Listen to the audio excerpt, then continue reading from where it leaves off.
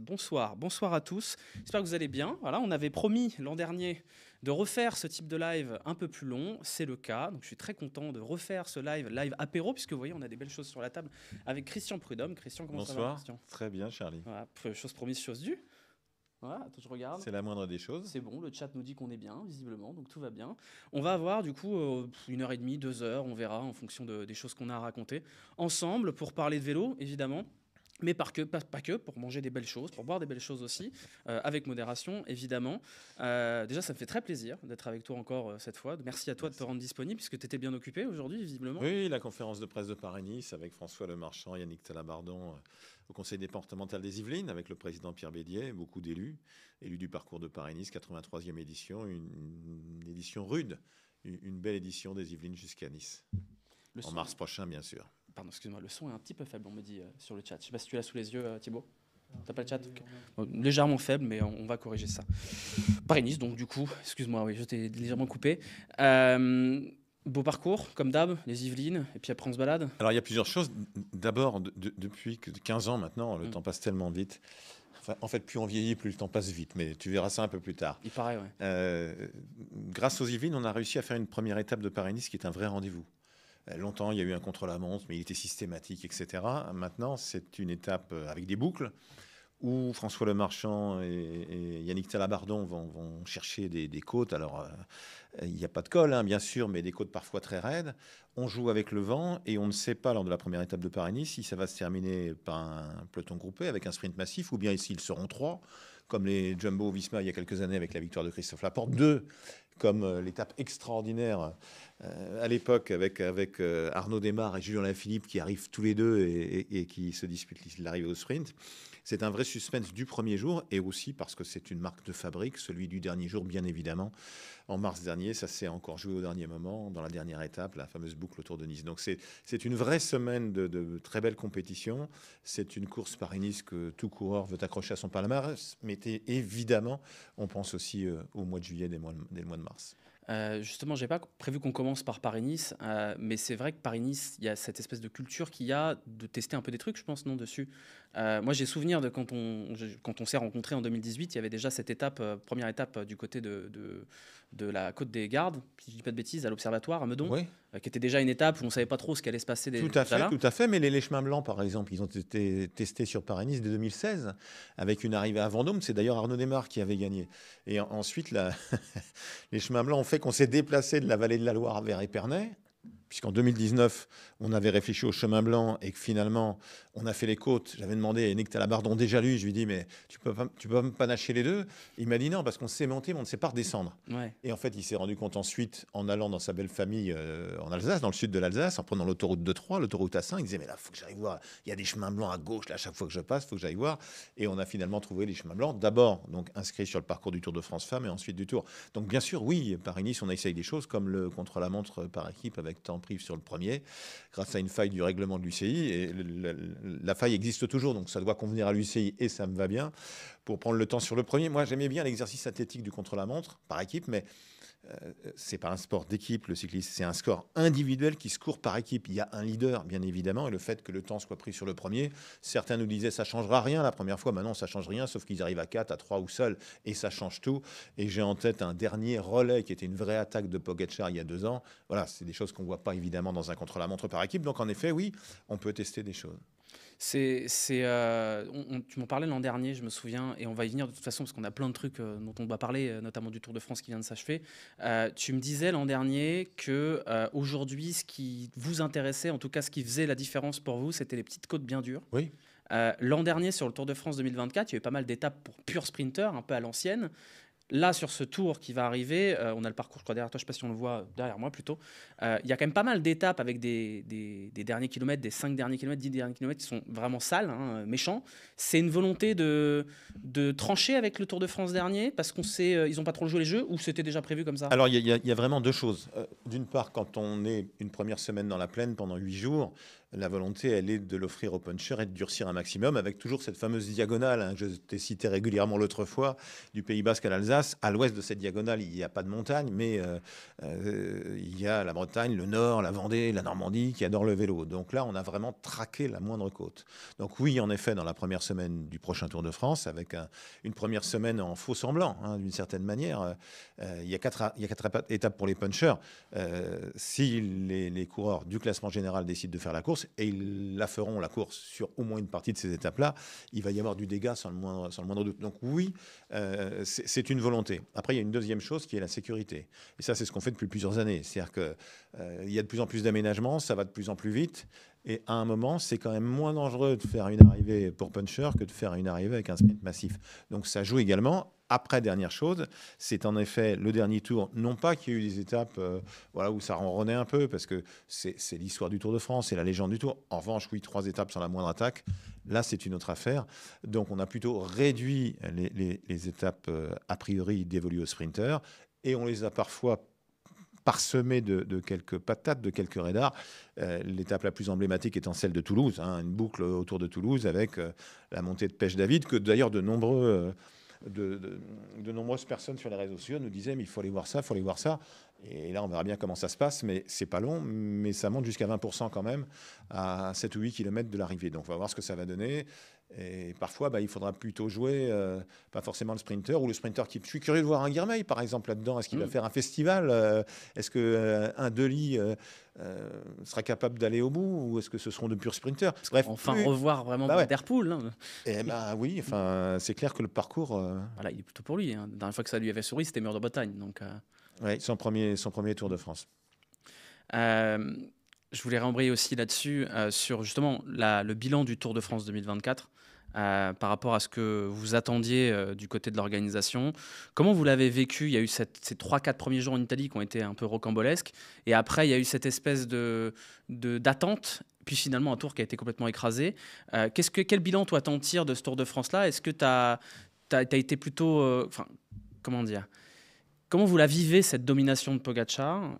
Est-ce que pour vous, c'est quelque chose qui vous fait repenser certains aspects du parcours à des moments donnés? Ou est-ce qu'on doit faire avec?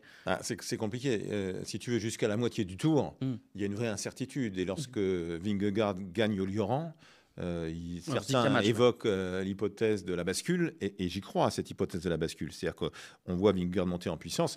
Quand Pogacar s'échappe dans le Puy-Marie, il me dit comme tout le monde, il va au bout. Et dans le Perthus, à la surprise générale, en tout cas à ma grande surprise, Vingegaard revient et il va le battre au Lioran dans un sprint que Pogacar d'ordinaire domine. Donc je croyais à l'hypothèse de la bascule. En fait, il s'est sans doute passé l'an dernier ce qui était arrivé un an plus tôt, c'est-à-dire que le coureur qui a été blessé quelques mois plus tôt, qui a tout fait pour revenir le plus vite possible, à mi-tour, dans la dernière semaine du tour, il baisse pavillon. Ce que je souhaite simplement vraiment l'an prochain, c'est qu'il n'y ait aucun pépin pour eux deux, mais comme pour tous les autres coureurs, qui soient en pleine forme et qu'on puisse assister à un duel le plus longtemps possible. Dans la 3e semaine aussi. Est-ce que tu as refait ta cave sur les 4 jours en Bourgogne? C'est pas ma question, c'est une question que j'ai eue sur Discord. On m'a dit, est-ce qu'il a bien refait sa cave? Elle a été largement partagée, mais ça s'est bien passé, oui, si vous voulez savoir. Ça s'est très très bien passé, oui, en effet. Moi, j'ai refait la mienne. Voilà, j'y étais en Bourgogne. Celle-là, elle ne date pas de l'année dernière. On la versera un peu plus tard, quand on parlera d'un peu plus large que le vélo. J'adore voir les cartes de France avec Prud'homme refait sa cave. Oui. Ouais. Là, il y a Chinon, on m'a dit. Chinon, c'est pas mal. Chinon, j'y serai pour les vœux. À la mi-janvier, puisqu'en fait je vais sur, on va dire, 2/3, 3/4 des villes étapes du Tour avant le Tour, à un moment ou à un autre. Donc certains pour les vœux, d'autres à 100 jours du Tour. Dans le département du Nord, donc grand départ, Lille, Nord-de-France, Hauts-de-France, on aura certainement un J-59 département du Nord, 59. Donc voilà, on fait ce genre de choses. Inauguration d'une ligne de départ, d'une ligne d'arrivée, inauguration de pistes cyclables aussi d'ailleurs, ou de voies vertes. Mais oui, je vais dans la plupart des villes du Tour de France avant le Tour de France.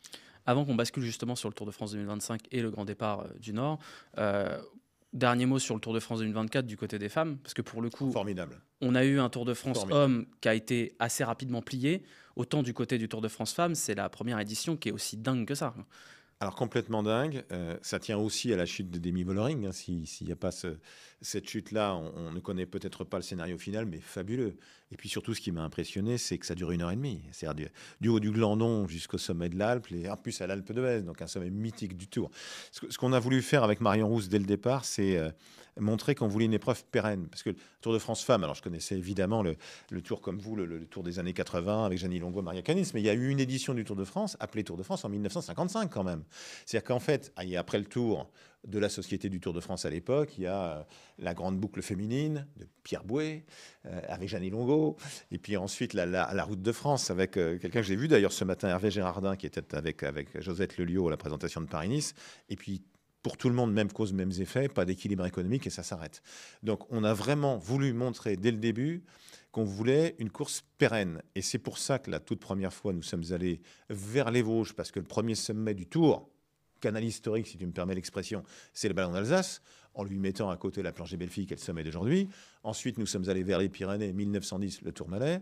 Après, on est allé vers les Alpes. Voilà. Pour dire, on veut une épreuve pérenne. Donc, voir ce suspense haletant, extraordinaire, à l'Alpe d'Huez, c'était juste fabuleux. J'étais dans la voiture avec Marion Rousse, qui avait eu la gentillesse de m'inviter. Il y avait aussi Bernard Thévenet. Je t'avoue une certaine jalousie en ayant vu ce scénario, en me disant, bah ouais, ce serait génial que ça puisse arriver aussi avec les gars. Mais c'était fabuleux, c'est formidable pour la course. Et puis, il y a eu aussi très bonnes nouvelles pour le Tour de France Femmes. Tour de France Femmes avec Zwift, appellation officielle, lors des Jeux Olympiques, puisque quand Pauline Ferrand-Prévot, sa médaille d'or toute fraîche autour du cou, dit « mais moi, je veux aller sur le Tour de France Femmes ». Et puis Anna van der Breggen, qui a dominé le cyclisme féminin mondial, qui dit « mais moi, je vais reprendre la compétition après 3 ans d'absence ». Donc c'est fabuleux. Plus Vollering qui voudra sa revanche, plus Nevia Dema, plus Evita Music ou Juliette Labousse, et les changements d'équipe, etc. Donc oui, je pense que on est dans un cercle vertueux désormais dans le cyclisme féminin, et que 2025 va être une année qui va encore faire grandir le vélo. Et puis tu en parlais justement avec l'équipe FDJ Suez, qui est la très très grosse équipe avec les recrues qui viennent d'arriver, avec Demi Vollering, avec Juliette Labousse qui vient de renforcer ça. Donc ça va être intéressant. Sur le Tour de France justement 2025, il y a 2 jours de plus, une étape de plus. Oui. Il y a une volonté de tendre vers un Tour de France qui ferait 2 semaines pour se rapprocher de la durée des hommes, ou pas du tout? Alors enfin, ça va simplement être la 4e édition. Hein. Bien sûr. Et de ce que j'ai dit juste avant, c'est-à-dire que toutes les épreuves précédentes ont été des échecs, on finit par s'arrêter. Je souhaite, et Marion Rousse aussi bien sûr, que nous avancions du pas du montagnard. On peut toujours dire qu'on pourra aller plus vite, mais on sait où on met les pieds, on sait qu'on va partir de la cheville. C'est pour moi absolument capital. Le Tour de France Femmes est un élément de développement du cyclisme féminin. Enfin, c'est la première chance de développement du cyclisme féminin. Donc on va garder ça. On a un jour de plus. Ponctuellement 2 jours de plus, mais c'est parce qu'avec les Jeux Olympiques, on avait un jour de moins. Ça fait un jour de plus. L'utilisation du week-end est forte. Après, la complexité, ce serait aussi qu'au-delà de 10 jours, on est obligé de mettre une journée de repos. Donc, tout devient très vite beaucoup plus compliqué. Et finalement, il n'y a pas tellement de championnes qui réclament davantage de jours. Là, on utilise à point les 2 week-ends. C'est vraiment ça. Samedi, dimanche de départ, samedi, dimanche d'arrivée. Mais je souhaite qu'une seule chose. Enfin, si on a une course aussi magnifique que l'année dernière, peut-être que voilà, l'appétit viendra en mangeant, mais j'ai pas encore non, mais je sais qu'on me réclame dans le chat, on dit c'est l'heure de boire, est-ce que le saucisson est là pour la déco? Oui, on va écoute, on va continuer, moi je vais faire la cuisine pendant ce temps-là. Merci. Tour de France 2025, du coup on part du grand départ du Nord. Moi j'ai eu beaucoup de questions sur Twitter et sur Discord, ils me disaient pourquoi il n'y a pas de pavé? On te l'a posé 10 fois. Oui. On n'avait pas envie avec Thierry Gouvenou, Pierre-Yves Tout, mon adjoint, de mettre des pavés dans les 2 premiers jours. Le sentiment que c'était prendre trop de risques. Je suis d'autant plus à l'aise pour le dire, et Thierry Gouvenou aussi, c'est un farouche partisan de Paris-Roubaix, c'est sa course, voilà. Et les pavés, on les a remis au parcours en 2010, après quasiment 20 ans d'absence. Donc, il y a eu juste 2 fois 2 km de pavés en 2004, et c'est tout, de 89 à 2010. Donc, je suis très à l'aise là-dessus. On a pris le parti des côtes. Et ça se voit donc des punchers, ça se voit dans les 8 premiers jours du Tour de France, de la même manière qu'en 2019, mais merci Charlie, je l'évoquais il y a un instant, de la même manière qu'en 2019, on avait finalement choisi de mettre les côtes plutôt que les chemins blancs, et que c'était pas possible de panacher. Et la côte de Mutigny, ben, c'est là où Julien Alaphilippe s'envole et va décrocher son premier maillot jaune, ce qui est fabuleux d'ailleurs, puisqu'il avait ordre de ne pas attaquer dans Mutigny et qu'il s'est réveillé la nuit, qu'il a dit à Devenance « J'attaque », il a attaqué. Et avec le maire d'Épernay, qui est un fou de vélo, qui est maintenant l'ancien maire d'Épernay, qui est maintenant le président de la région Grand Est, Franck Leroy, c'était ce dont on avait rêvé, très clairement, ça s'est produit. Alors on imagine, parce que ce qu'il faut bien voir, c'est qu'on est des amoureux du vélo et du tour, enfin ça ne peut pas être autrement, mais parfois peut-être que les gens s'en rendent plus compte. Et donc quand on rêve à ça, on imagine toujours un scénario. Parfois ça marche, comme disait Garcimore, mais là c'est pour ceux qui sont nés au 20e, ça, et même au milieu du 20e, parfois ça marche pas. Quand on part du Nord, comment on peut faire autrement? Parce que je pense aux gens qui disent oui, mais le Tour de France, c'est pas tout le Tour de la France. Quand on a les impératifs qu'on a, c'est-à-dire partir du Nord, passer par les Pyrénées et les Alpes, au final, il n'y a pas trop de choix, non? Ce qu'il faut bien voir d'abord, c'est que c'est pas un Tour de France, c'est que chaque année, il y a un Tour de France après le Tour de France. Donc, il faut superposer les éditions du Tour. Et si on superpose 3, 4, 5 éditions du Tour, on se rend compte qu'on essaye d'aller à peu près partout, sachant qu'il y a une seule fois la Corse, en 2013, pour la 100e édition du Tour. Donc, il y avait la volonté de revenir en Bretagne après 2 années sans Bretagne, et puis au moins autant la volonté d'aller en Normandie, puisqu'en fait depuis 2016 nous n'étions pas allés en Normandie, ça n'était pas voulu, c'est le Covid qui est passé par là. Vous vous souvenez qu'il avait fallu intervertir les départs de Bretagne et du Danemark il y a quelques années, parce que les Jeux Olympiques passent de 20 à 21, le championnat de foot de 20 à 21, il y a des matchs à Copenhague, d'où on doit partir. Donc, du coup, nos amis danois sont incapables d'accueillir, d'un point de vue sécurité, d'un point de vue hôtel, d'un point de vue tout, d'accueillir et le football et le Tour de France. Donc, j'appelle le président de la région Bretagne, Loïc Chéné-Girard, et je lui dis, est-ce qu'on peut venir un an plus tôt? Il dit oui. Il ne m'a rien demandé. Mais nous avions 3 étapes en Bretagne et ensuite, on devait aller à Rouen. Sauf qu'il y a 4 départements bretons. La Bretagne acceptait de venir un an plus tôt. On allait dans 3 départements bretons sur 4. Ben, on est allé dans 4 départements sur 4. Et donc, on n'est pas allé en Normandie. Et donc, la Normandie a perdu 3 ans. J'en suis vraiment désolé pour eux. Mais merci à la Bretagne. Donc là, on revient en Normandie. On revient fort. Avec plusieurs étapes, avec un chrono, une étape, l'étape par la Suisse normande. Et le bocage, me dit Thierry Gouvenou. Et le bocage. 3500 mètres de dénivelé. Voilà, on va être à Bayeux, à Vire, etc. Ça va être magnifique. C'est pas simple de à trouver Rouen du aussi, dénivelé, bien sûr, en avant. Normandie en plus. Bah justement, si. La première semaine du Tour, sans doute pas simple, c'est ce que je me disais comme toi, parce que peut-être que je n'avais pas bien étudié mes livres de géographie, mais il y a évidemment de quoi faire. En fait, à partir du moment où on a choisi les côtes plutôt que les pavés dans la deuxième étape, en fait, si tu veux... Xavier Bertrand, le président de la région Hauts-de-France, m'avait dit depuis plusieurs années, si un jour il y a une possibilité pour le Tour, on prendra. Donc au pied de Paris-Roubaix, au pied du podium de Paris-Roubaix, juste à moins de l'arrivée, je vais peut-être me tromper d'année, mais il y a 1 an et demi ou 2 ans et demi sans doute, je lui dis, mais voilà, est-ce que tu... Il dit oui, et il y avait le président du département du Nord qui était à 10 mètres. Il me dit, viens, on y va. Donc, et puis, il a appelé dès le lendemain le président de la métropole européenne de Lille, et ça s'est fait comme ça. Mais donc, on avait Lille comme point de départ, ce qui nous paraissait à tous d'ailleurs évident. Et ensuite, j'ai dit à Thierry, mais Thierry Gouvenou, puisqu'on fait le choix des côtes, quelle doit être la ville d'arrivée pour qu'on ait l'étape la plus significative sportivement? Il m'a dit Boulogne.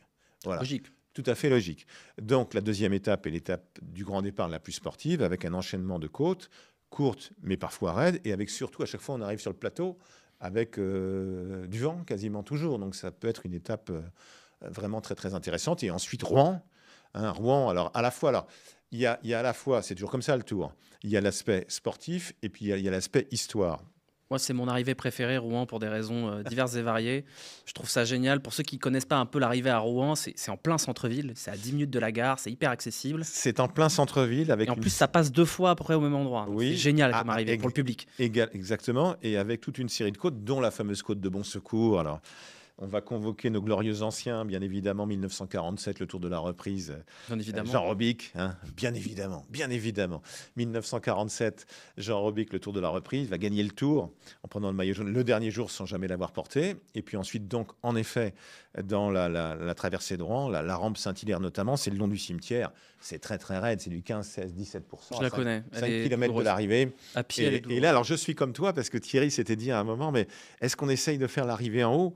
Et on a préféré ne pas faire l'arrivée en haut pour arriver en cœur de ville, mais aussi parce qu'on arrive en bosse à Boulogne derrière à Vire et également, bien sûr, à Mur de Bretagne. Donc oui, ça va être une étape très, très dense, très, très belle. Et puis donc, en parallèle de ça, bah, il y a évidemment Jean Stablinski dans le Nord, hein, champion du monde, 4 fois champion de France, l'homme qui a proposé à Albert Bouvet, aux organisateurs de Paris-Roubaix à l'époque, la trouée d'Arambert, puisqu'il avait été mineur, donc il avait été mineur en dessous et coureur au-dessus. Et après, donc, j'évoquais Robic, Jacques Anquetil évidemment. Rouen, c'est sa ville, le premier coureur à avoir gagné 5 fois le Tour de France. Et puis ensuite, on va un peu plus loin en Bretagne, où là, on sera sur les traces de Bernard Hinault, 40 ans après sa dernière victoire, 40 ans après la dernière victoire d'un Français. On passera à Calorguin où il vit, à Effignac où il est né, et ensuite on ira chez Louison Bobet à Saint-Main-le-Grand. Louison Bobet, c'est à la fois le premier coureur à avoir gagné 3 fois de suite le Tour. C'est peut-être c'est assurément même l'un des tout premiers sportifs à avoir réussi sa reconversion dans les années 60, avec la thalassothérapie, à Quiberon notamment. C'est l'année de son centenaire, 2025, et ce sont les 70 ans de sa 3e victoire. Et Saint-Main-le-Grand était candidat depuis des années. J'avais une lettre depuis des années disant « Nous, on veut 2025, on en rêve », et voilà, ça s'est produit. Oui, Saint-Main, c'est petit, ouais. Mais grâce à Louison Bobet, ça rayonne aussi. Et puis, c'est là où est né mon adjoint, Pierre-Yves Thouot. Ses parents, il a passé son enfance à Montauban de Bretagne, au pays des galets de saucisses. Tu vois, je ne voudrais pas anticiper sur ce dont nous parlerons dans un instant. Mais voilà, donc moi j'aime aussi on voudrait pouvoir faire plaisir à tout le monde. On a l'immense chance d'avoir 300 candidatures, donc c'est juste impossible. Tu te doutes bien qu'au repas, puisque j'ai déjeuné, je te le confirme, ce midi après la conférence de presse de Paris-Nice avec beaucoup d'élus, et bien évidemment qu'on me parle de Paris-Nice, du Dauphiné et du Tour. T'es un peu le Père Noël en fait pour les élus, non? Oui. D'une certaine manière, oui, bien évidemment. Et je vais en revenir au Tour de France Femmes. Ce qui me plaît, c'est qu'il y a 3 ans, il fallait frapper à toutes les portes. Pour la première édition, tout le monde a dit oui, mais il a fallu frapper, solliciter tout le monde. Aujourd'hui, nous avons des candidatures, hommes et femmes, mais parfois des candidatures uniques pour le Tour de France Femmes, et c'est formidable. Tu m'autorises à... Je t'en prie, oui, au contraire. À la tienne. Hein. Donc pour ceux qui demandent, c'est un Haute-Côte de Nuit, c'est particulier, c'est particulier, non, c'est pas particulier, mais ça vient de chez moi, dans Bourgogne, de l'an dernier, voilà. Belle région. Belle région pour le vin, effectivement. Et j'avais à cœur quand même de ramener une bouteille qui sort pas de nulle part, quoi. Voilà, il est bon, ça va. Merci, il est excellent. Il est bon. Après, on tapera dans le saucisson brioché. Voilà, je précise que c'est Fabrice qui est derrière nous, qui a proposé l'idée du live apéro. Je dis, c'est une super idée, ça. Fabrice Thiano, il a beaucoup de super idées. Et enfin, nous, c'est pareil dans l'organisation. C'est comme les coureurs. Hein, s'il n'y a pas des gens qui font le boulot derrière, qui le font bien, et c'est le cas de Fabrice qui est juste exceptionnel. Donc voilà. Et en plus, lui, il ne boit pas. Donc c'est vraiment fait pour nous. Mais il y en a plus pour les autres. Hein. C'est la confirmation qu'il ne pense pas à lui, il pense aux autres. Il pense tout le temps aux autres. François et Thibaut qui s'occupent à la régie, là, on leur en gardera pour eux. Puisqu'on tape dans le vin et qu'on va taper dans le saucisson, j'avais d'autres questions qui venaient plus tard, mais c'est quoi le truc le plus absurde que tu aies mangé, toi, sur le Tour de France? Ou bu, d'ailleurs? Est-ce qu'il y a des moments où tu t'es dit, oula, qu'est-ce que c'est que ce truc-là? Non, parce que j'ai la chance de tout manger et de tout aimer. Si tu veux, moi, j'étais le difficile de la famille. J'étais celui qui ne mangeait pas de cervelle. Et d'ailleurs, j'avais jamais essayé en vérité. J'ai toujours jamais essayé.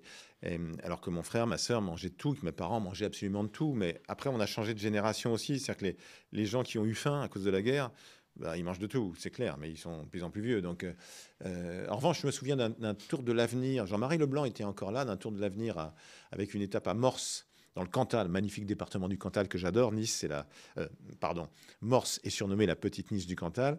Et je me souviens d'un petit déjeuner, 8 heures, très classique, tripou, tête de veau, omelette au cèpe. Et donc, j'ai pris 2 des 3. Puis, au bout de 3 quarts d'heure, j'ai dit au maire, je vais y aller, monsieur le maire, parce qu'il faut que je m'occupe de la course. Et il s'est levé, il m'a regardé dans les yeux, il m'a dit, monsieur n'aime pas ma cuisine. Il m'a resservi, je suis resté 3 quarts d'heure de plus. Moi, j'ai souvenir de l'omelette à Troisville. Ah, bien baveuse, chez Françoise.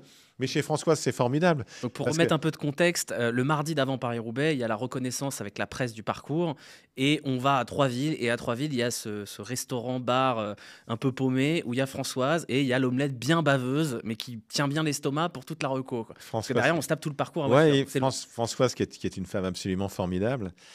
qui fait une omelette succulente, mais tu as aussi la tarte au sucre, tu as la charcuterie, tu as le fromage. Il y a tout ce qu'il faut. C'est une femme formidable qui fait aussi vivre. Ce sont des gens d'exception qui font vivre des villages.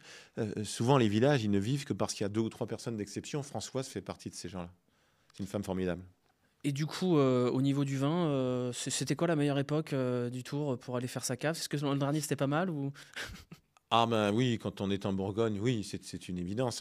Après, il y a aussi, pas quand même que les gens croient que c'est uniquement parce que j'aime boire un coup de bon vin, mais dans les vignes, c'est beau. Oui. D'un point de vue esthétique. Dans les vignes, il y a forcément des coteaux, donc des côtes.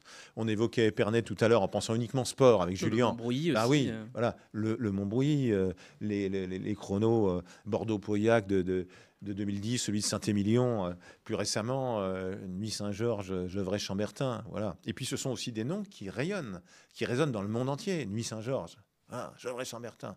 Donc c'est pour ça qu'on y va souvent. C'est pas pour remplir notre cave, même si on est très bien accueillis et qu'on n'est pas mécontent quand on nous offre une bouteille à boire ou un bon coup à boire. Mais je pense que c'est d'abord bien pour le Tour et pour nos épreuves. Et tu vois, pour rebasculer là-dessus, le patrimoine... Les chemins blancs, c'est ça aussi. Hein. Oui. Les chemins blancs. Et puis alors après, parce qu'on avait nous aussi une inquiétude, c'est-à-dire qu'on est le long des vignes le plus souvent dans les chemins blancs près de Troyes, c'est que les spectateurs respectent ces vignes. Et ils l'ont fait. Parce que s'ils abîment les vignes, mais il n'y a plus de chemin blanc. C'est aussi simple que ça, et c'est normal. Et là, il y a eu un vrai respect, et les vignerons nous disent, mais revenez. Il n'y a pas de plus belle réponse.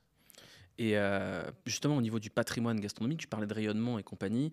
On a certaines épreuves, type le Trobreléon, qui mettent ça en valeur. Petit cochon. Ouais, le petit cochon. Le cochon pour le meilleur breton, c'est ça. Hein. Ouais. Voilà. J'avais un jour, je me souviens que j'avais demandé pour un article que j'écrivais pour Combini à l'époque, sur les récompenses les plus absurdes. J'avais envoyé un message à Olivier Legac, qui avait été le premier breton, pour lui demander ce qu'il avait fait du cochon. Et il m'avait répondu avec une photo de saucisse. Un peu triste, mais je ne sais même pas si c'est vrai d'ailleurs. Mais justement, ce patrimoine-là gastronomique, est-ce qu'il y a des idées qui peuvent être, par exemple, pour mettre en avant les fromages locaux, des choses comme ça en récompense? Est-ce que les régions ou les départements sont demandeurs de ces choses-là ou pas du tout? Ben, oui, et puis nous avons aussi des accords avec les agriculteurs, donc sur les champs décorés, etc. Donc il y a tout un système de vin ou de fromage sur le village ou autour du village, dans les salles de presse aussi. Hein, oui, donc voilà. Le Dauphiné, c'est pas mal pour ça. Qui en général font plaisir à tout le monde. Les produits du terroir. Moi, je suis à fond pour les circuits courts. Enfin, c'est juste une sorte d'évidence. Faire en sorte qu'il y ait le moins d'intermédiaires possible. Ouais. Par rapport au reste, j'ai oublié ma question, je l'avais en tête. Oui. Est-ce qu'il y a des endroits où tu aimerais emmener le Tour de France, mais tu peux pas pour une raison X ou Y? On parlait du Puy-de-Dôme il y a quelques années. Est-ce que tu as un endroit en tête où tu te dis ce serait quand même cool de pouvoir emmener le Tour ici, que ce soit en France ou à l'étranger? Non, mais puisque tu parles du Puy-de-Dôme, ça a été une quête de 15 ans. Et puis, il y avait une fierté des Auvergnats sans le moindre doute, très grande fierté qui existe encore, mais il y avait des gens, et ce que je peux parfaitement comprendre, se disant mais qu'est-ce que c'est que ce truc où il n'y a personne? Ce que j'ai ressenti aussi moi comme ça, puisqu'on est vraiment passé de la folie furieuse dans la traversée de Clermont et de la montée au départ au silence. Mais on a respecté notre parole. Et le fait d'avoir respecté sa parole, c'est ce qui nous permettra peut-être d'aller dans d'autres endroits protégés, mais où les gens se diront, ils ont respecté leur parole au Puy-de-Dôme, ils vont la respecter aussi. Et c'était capital pour moi. Donc, je ne sais pas si... De toute façon, la France est tellement belle. C'est aussi pour ça que dans les tracés que l'on peut faire, on va toujours penser à tout faire pour respecter l'environnement. Il y a 2 ans, quand il a fait si chaud l'été, le lac de Serponçon était bas. Le lac de Serponçon, il est magnifique dans les Alpes, il est merveilleux, il y a des eaux turquoises splendides. Et cette année-là, ce n'était pas le cas. Et je me disais, mais est-ce qu'on ne va plus jamais le revoir comme avant? Heureusement, ce n'est pas le cas. Mais la prise de vue dominante d'hélicoptère, celle des paysages, elle fait énormément pour le Tour. Il y a d'abord les champions ou les championnes, bien sûr, mais il y a le cadre, le décor. Donc il faut qu'on puisse, pour le Tour aussi, il faut qu'on puisse garder cette France-là.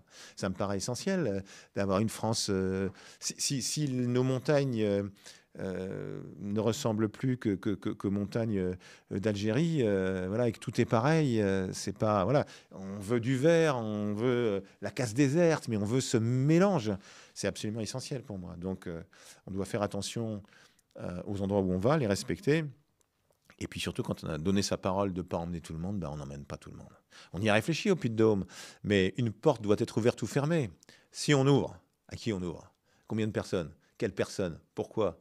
Donc ça devient très Avec compliqué. l'ISOAR, c'était pareil, il fallait trier, quoi. Alors l'ISOAR, c'était complètement différent parce que l'ISOAR, en fait, il n'y avait pas les mêmes contraintes, mais c'est nous qui avons décidé à un moment d'interdire les gens. Pour une raison très simple, c'est Bernard Thévenet qui un jour m'a dit, donc c'est le Tour de France 75, hein, il va gagner à Pralou et le lendemain il s'échappe dans l'ISOAR. Et il m'a dit le plus gros contraste de ma vie, c'est les derniers hectomètres d'ascension de l'ISOAR dans la foule et le silence juste derrière. Et nous nous sommes dit, on veut que les coureurs arrivent seuls dans ce lieu extraordinaire qu'est la casse déserte. C'est la Lune, c'est Coppi, c'est Bobet, c'est Eddy Merckx, etc. Qu'ils soient seuls. Et je m'étais même dit, mais peut-être qu'ils ne vont pas comprendre sur le coup, mais 20 ans après ou 30 ans après, ils se diront, j'étais seul là. C'est-à-dire rendre la montagne aux champions, aux géants du Tour de France. C'est ce qu'on avait fait à l'ISOAR. Et donc, est-ce Et merci d'en parler parce que c'est quelque chose qui passe souvent inaperçu. C'est 2017. Hein. C'est une belle édition en plus. Et c'était une édition magnifique avec un Romain Bardet formidable derrière Froome qui avait vraiment tout donné, quoi. Tout donné, jusqu'au dernier chrono où on a eu peur qu'il perde sa place sur le podium qu'il a sauvé pour une seconde. C'est Marseille, non? Oui, Marseille, le chrono à Marseille. Je me souviens avec Thibaut Pinot qui a abandonné aussi. Il y a juste, du coup, pour rebondir sur cette question, il y a un endroit encore protégé qui te ferait un peu rêver d'emmener le Tour là-bas? Il y a les endroits protégés, déjà c'est qu'on puisse continuer à y aller. Bien sûr. C'est ça qui me paraît capital. Après, si tu veux, dans les choix des parcours, dans notre réflexion plus que dans les choix, il y a 7 ou 8 ans encore, moi j'aimais bien regarder, qu'on puisse tout voir, donc que tout soit à découvert, d'abord pour des raisons techniques que France Télévisions puisse parfaitement retransmettre. Ils ont fait d'énormes progrès, ils sont capables de parfaitement retransmettre dans d'autres lieux, mais aussi pour que les spectateurs puissent voir. Aujourd'hui, on est dans une logique toute autre en disant mais si demain il fait encore plus chaud, il faut au contraire qu'on puisse trouver des montées qui sont dans les bois, la forêt, en sous-bois, et sortir le plus haut possible à un moment où il fait un peu moins chaud. Donc la réflexion est tout autre. Après, on ne serait pas capable de trouver des ascensions systématiquement boisées. Mais dans notre réflexion, c'est quelque chose qui existe. Donc trouver des choses un peu cachées, quoi, comme le petit ballon, par exemple, qui est très ombragé, qui est très agréable à faire en montagne, par exemple. Oui, alors ce qu'on aime aussi, c'est d'avoir mis l'accent sur les autres massifs que les Alpes et les Pyrénées, qui sont encore une fois indispensables pour moi autour, mais il y a plein de lieux formidables. L'étape du Durand, c'est la plus belle de l'année dernière, par exemple. Alors, mais on avait mis quasiment ce parcours d'autrefois, on a vu de belles étapes, mais pas comme celle-là. Après, ce sont les champions qui font qu'on s'en souvient ou pas, que ça devient marquant ou pas. Mais bien évidemment, dans le Massif central, dans les Vosges, dans le Jura, il y a des terrains formidables, mais il y en a aussi en Bretagne, il y en a aussi dans le Morvan, voilà.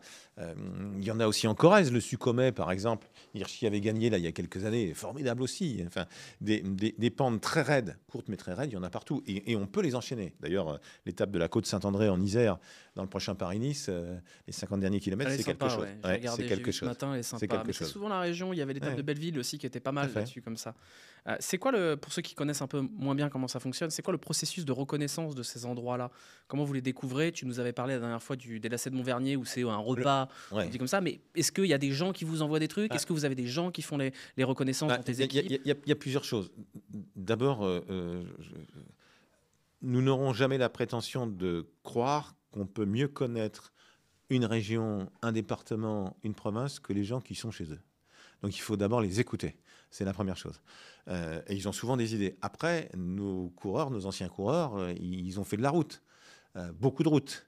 Ils connaissent beaucoup d'endroits. Ils ont des copains, anciens équipiers, coéquipiers, qui connaissent aussi beaucoup d'autres endroits. Et puis après, il y a des gens qui donnent des infos sur les réseaux sociaux. Et on regarde aussi la cyclo des 3 ballons. C'est elle qui nous dit la planche des belles filles. Le président du conseil départemental de la Haute-Saône, Yves Cratinger, était à l'époque, il y a 20 ans, notre référent avec les départements de France. Je l'attaque. Tu fais bien, je t'en sais gré. Nous avons des contacts évidemment avec les villes, les agglos, les régions, mais les départements gèrent les routes. Donc nous, sans les routes, c'est très clair qu'on ne sait pas faire grand-chose dans la compétition de cyclisme sur route. Donc merci beaucoup Charlie, merci beaucoup. Voir s'il est bon, hein. Donc Yves Cratinger souhaitait que le Tour de France puisse aller en Haute-Saône où il allait très très peu. J'ai vu la cyclo des 3 ballons, arriver à la planche des belles filles, il n'y a pas plus dur dans les Vosges. C'est ce que j'avais pu lire. Et donc, on se revoit avec Yves Cratinger, il y a quasiment 20 ans maintenant. Et je lui dis, mais la planche des belles filles, c'est bien chez toi? paraît que c'est dur. Et c'est comme ça que ça s'est fait, la planche des belles filles, ensuite la super planche des belles filles, parce que lui aussi, Yves Cratinger, il avait bien conscience qu'il fallait des choses qui changent. Donc voilà, un chrono, une étape en ligne, un chrono, la super planche pour aller tout en haut. Voilà, ça, ce sont des choses qui se sont faites, en fait, d'abord grâce aux réseaux sociaux. Tu l'évoquais tout à l'heure, les lacets de Montvernier, c'était l'ancien maire de Fontcouverte, donc la station de la Toussuire, qui un jour, salon de l'agriculture, on va déjeuner, je lui dis mais qu'est-ce qu'il y a chez toi? Qu'est-ce qui est beau? Qu'est-ce qui est dur? Il me dit les lacets de Montvernier. Quand j'ai vu la photo des lacets de Montvernier, donc c'est 18 lacets sur seulement 3 km, jusqu'à la petite chapelle là, qu'on voit de l'autoroute. D'ailleurs, j'étais passé je ne sais combien de fois sans jamais lever la tête. Et ben voilà, ils sont tellement esthétiques. Je me souviens à la présentation du Tour de France, c'était Philippe Sudre, notre ancien directeur de la communication, qui avait dit il faut une photo avec un zoom arrière. Et donc on voyait un lacet, 2 lacets, 3 lacets, boum, 18 lacets. Et les gens, on a vraiment entendu le oh, voilà. Donc on écoute les gens, on leur parle. Parfois ça tombe tout creux. Le col de la Lose nous est tombé tout creux. Un jour pareil, je lis, voilà les chemins qui permettent aux engins de remontée mécanique d'aller réparer vont être goudronnés. Interdit aux voitures, fait pour les vélos. Bah, je vois ça, et puis quelques semaines plus tard, Tour de l'Avenir, où était Bernard Hinault, qui m'envoie un message, Christian, faut que d'aille voir la Lose, c'est un truc dingue. Voilà comment ça s'est fait. Donc ça part parfois un peu de nulle part quand même. Parfois, oui, bien sûr. Ça part des gens locaux. Je me souviens d'un jour, j'avais été en Bourgogne justement avec un ami à moi qui a des sérieux problèmes d'obsession envers le vélo, et qui s'occupe de la communication de l'équipe Groupama FDJ, je me rappelle, il a pris en vidéo, on allait à la gare de Montbard en Bourgogne, et il m'a dit on va prendre un détour, et il a pris en vidéo la montée de Crépant sur la route de Montbard, et il m'a dit, je lui dis mais qu'est-ce que tu fais? Il me dit bah, je vais l'envoyer, je crois qu'il l'a envoyé à Thierry Gouvenou d'ailleurs à l'époque, et je lui dis mais t'es fou, il me dit non mais parfois ça se fait comme ça. Mais bien sûr, mais regarde par exemple Paris-Nice, le Montbrouilly, tout ce qui est fait, là encore, on est dans le vin, mais parce qu'il y a des côtes. Que le Montbrouilly, tout ce qu'il y a autour, c'est juste fabuleux. C'est-à-dire qu'on peut varier les arrivées. Déjà, c'était formidable parce qu'à chaque fois, ils inscrivent au pied de la colline Paris-Nice en énorme. Et il y a une course qui est formidable. Quelques secondes d'écart simplement entre les champions, ce qui est idéal pour Paris-Nice, mais une vraie hiérarchie. Donc on adore ça. Mais parfois, oui, c'est empirique parfois. J'ai une question dans le chat. Je me retourne pour voir le chat derrière, donc ça fait un peu. Mais du coup, je vous lis. Hein. Vous êtes là, voilà, c'est pour ça. Attends, 2 secondes. Je vais juste fermer un truc sur le live, puisqu'apparemment, on voit mes notifs WhatsApp, ce qui n'est pas normal. Hop là, voilà, c'est bon. Normalement, on les verra plus. On les voit. Excellent. On les entend, je pense. Ouais, excellent, Charlie, merci. Il est très bon, voilà. Alors, pour la petite info, j'avais mis un saucisson brioché sur la miniature qui est derrière. J'ai reçu un message d'un mec qui m'a dit j'espère que c'est un saucisson de la marque, je sais plus quelle marque. J'ai dit oui, c'est ça. Il m'a dit tu verras, ils sont très bons. Voilà, donc le salut. Il doit être devant le live pour savoir si on met en avant le saucisson brioché. Il est très bon, voilà. Mais il vient de Lyon, je l'ai acheté avant de partir. Voilà, je l'ai fait chauffer dans le four avant de venir. Voilà, donc c'était le but. Ça me tient à cœur aussi. Voilà, maintenant que j'habite à Lyon. C'est le petit signe du forceur. On est des Nous y serons le 29 janvier pour la présentation du parcours du Dauphiné. Et bah, j'y viendrai avec plaisir. Voilà, comme j'y étais il y a 6 ans, 7 ans du coup, quand je travaillais du coup pour ASO à l'époque, la conférence de presse de présentation du Dauphiné. Et les supporters lyonnais se souviendront que c'était aussi le jour de match de Lyon-CSKA Moscou, qui est un des pires matchs de l'histoire de l'Olympique lyonnais. Donc je garde un souvenir mitigé, même si j'avais mangé une excellente raclette ce jour-là, je me souviens. Mes souvenirs de l'OL sont très très anciens, c'était l'époque des lutins. Dinalo, Chiesa, Lacombe. Ah oui, mais moi j'ai pas connu ça. Ah non. Ah, quelle chance, tu es trop jeune. Ouais, toi tu es supporter de Racing, si je dis pas de bêtises. Racing Club de Strasbourg. Club de Strasbourg, ouais. J'avais une question. Vainqueur 3-0 à l'extérieur la semaine dernière. Je le dis parce que ça venait après 3 défaites consécutives. Belle petite équipe quand même, c'est bien là, Strasbourg. Oui. J'ai une question dans le chat justement qui est assez intéressante, c'est de savoir si les équipes et les coureurs ont parfois leur mot à dire sur le parcours, notamment par exemple les pavés. Tu m'as dit que voilà, bon, c'était un choix qui a été fait, mais est-ce que ça a été fait aussi parce que vous sentiez que les coureurs et les équipes n'étaient pas trop chaudes pour? Pas une question de requête ou de demande, mais est-ce que... Mais non, parce que nous avons quand même 7-8 anciens coureurs du Tour dans l'équipe de Thierry Gouvenou. Donc on ne va pas faire n'importe quoi. Quand on va dire les coureurs, les équipes, les organisateurs, mais chez les organisateurs, il y a beaucoup d'anciens coureurs qui ont fait le Tour de France plusieurs fois. Donc ils ne vont pas demander n'importe quoi. Thierry Gouvenou, comme les gars, sont obsédés par le fait qu'il y ait le moins de chutes possible. Quand il y a des chutes, je les vois meurtris, quoi, mais vraiment meurtris. Donc on ne va pas faire n'importe quoi. Maintenant, ça ne doit pas nous interdire de ne rien faire. C'est-à-dire que le danger, c'est aussi, si on écoute tout le monde, c'est qu'on fait strictement rien. Donc pas de pavé, pas de chemin blanc, pas de ceci, pas de cela. C'est pas possible. Mais en revanche, voilà, au-delà d'une réponse ou d'une sortie après la présentation du Tour sur qu'est-ce qu'ils font, pourquoi ils font ça. Il ne se passe rien, il y a une course. Les chemins blancs, ça a été formidable. Voilà.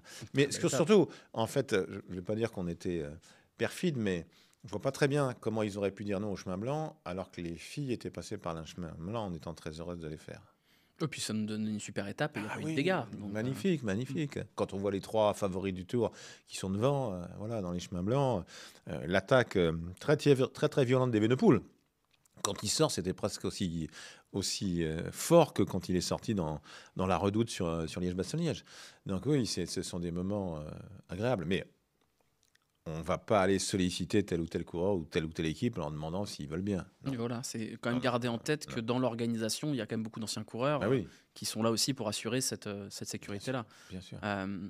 Sur le Tour de France 2025, est-ce qu'il y avait cette volonté donc de répondre à ces sollicitations de sécurité qui sont de plus en plus importantes là-dessus? Tu m'as parlé justement du fait que moins de sprint massifs, c'est peut-être plus de sécurité. Je sais que c'est un enjeu qui est important. Sur le Tour, ces 3 dernières années, en fait, il y a au moins une étape de plaine qui était prévue, où un sprint était hautement prévisible, que nous n'avons finalement pas faite parce que les conditions n'étaient pas réunies et on a changé. Nogaro, par exemple, il y a quelques années, on était ravis d'y aller, mais ce n'était pas la première ville. Et on arrive sur un circuit où c'est hyper large, mais les coureurs n'ont pas de repères, il y a 3 chutes. Donc voilà, c'est aussi juste pour voir, quoi, que ça dépend évidemment aussi du comportement des coureurs, mais ça dépend également de leur matériel. Et là, en vérité, il y a une sorte d'omerta sur le matériel, il faut le dire clairement. Donc l'industrie du cycle, et il se trouve que lors du dernier séminaire de l'Union cycliste internationale à Nice, il y avait une représentante de l'industrie du cycle, et elle a dit, cette dame, mais nous, on vous attend, appelez-nous, on ne nous sollicite pas. Un coureur, il veut aller le plus vite possible, c'est normal, c'est un champion, il veut gagner une étape, il veut garder une course, un classement général. Si on lui donne le vélo qui va le plus vite possible, il va tout faire pour aller le plus vite possible. Donc il y a plein de questions sur lesquelles on peut se poser. Et l'UCI réfléchit d'ailleurs là-dessus, au sein du groupe Safer, mais le Cintre, par exemple, le guidon, à un moment, il va falloir élargir, parce que plus c'est serré, ok, le coefficient de pénétration dans l'air est meilleur, mais c'est de plus en plus difficile à piloter. Ne faut-il pas interdire certains braquets dans les descentes? Aujourd'hui, c'est la théorie de Thierry, par exemple, Gouvenou. Dans les descentes, aujourd'hui, il y a des braquets qui sont mis uniquement pour les descentes. Mais quand ça passe à 95, est-ce que ça passe à 98? Est-ce que ça passe à 100? J'entends Philippe Gilbert, avec sa chute si impressionnante qui nous avait fait tellement peur il y a quelques années sur le porté d'Aspet. Le parapet. Voilà, on passait par-dessus le parapet, il va tout droit, il tombe et il disparaît. Donc à l'antenne, on le voit disparaître, ou nous-mêmes, on le voit disparaître. Et Philippe m'avait dit, donc là, il revenait de la position sur le cadre, la position Mohoric. Hein. Et il m'a dit, je suis arrivé dans le virage à 72, peut-être qu'à 70, je serais passé. Donc l'UCI a interdit, d'ailleurs ils se sont fait engueuler par certains coureurs aussi. C'est juste, si cette mesure de l'UCI permet de sauver une vie, elle n'a pas pris cette mesure. C'était juste du bon sens. Mais parfois, il faut aller contre la volonté des coureurs. Je me souviens très bien, c'était mes débuts dans l'organisation de la grève des coureurs contre le casque, qui a sans doute déjà sauvé des vies.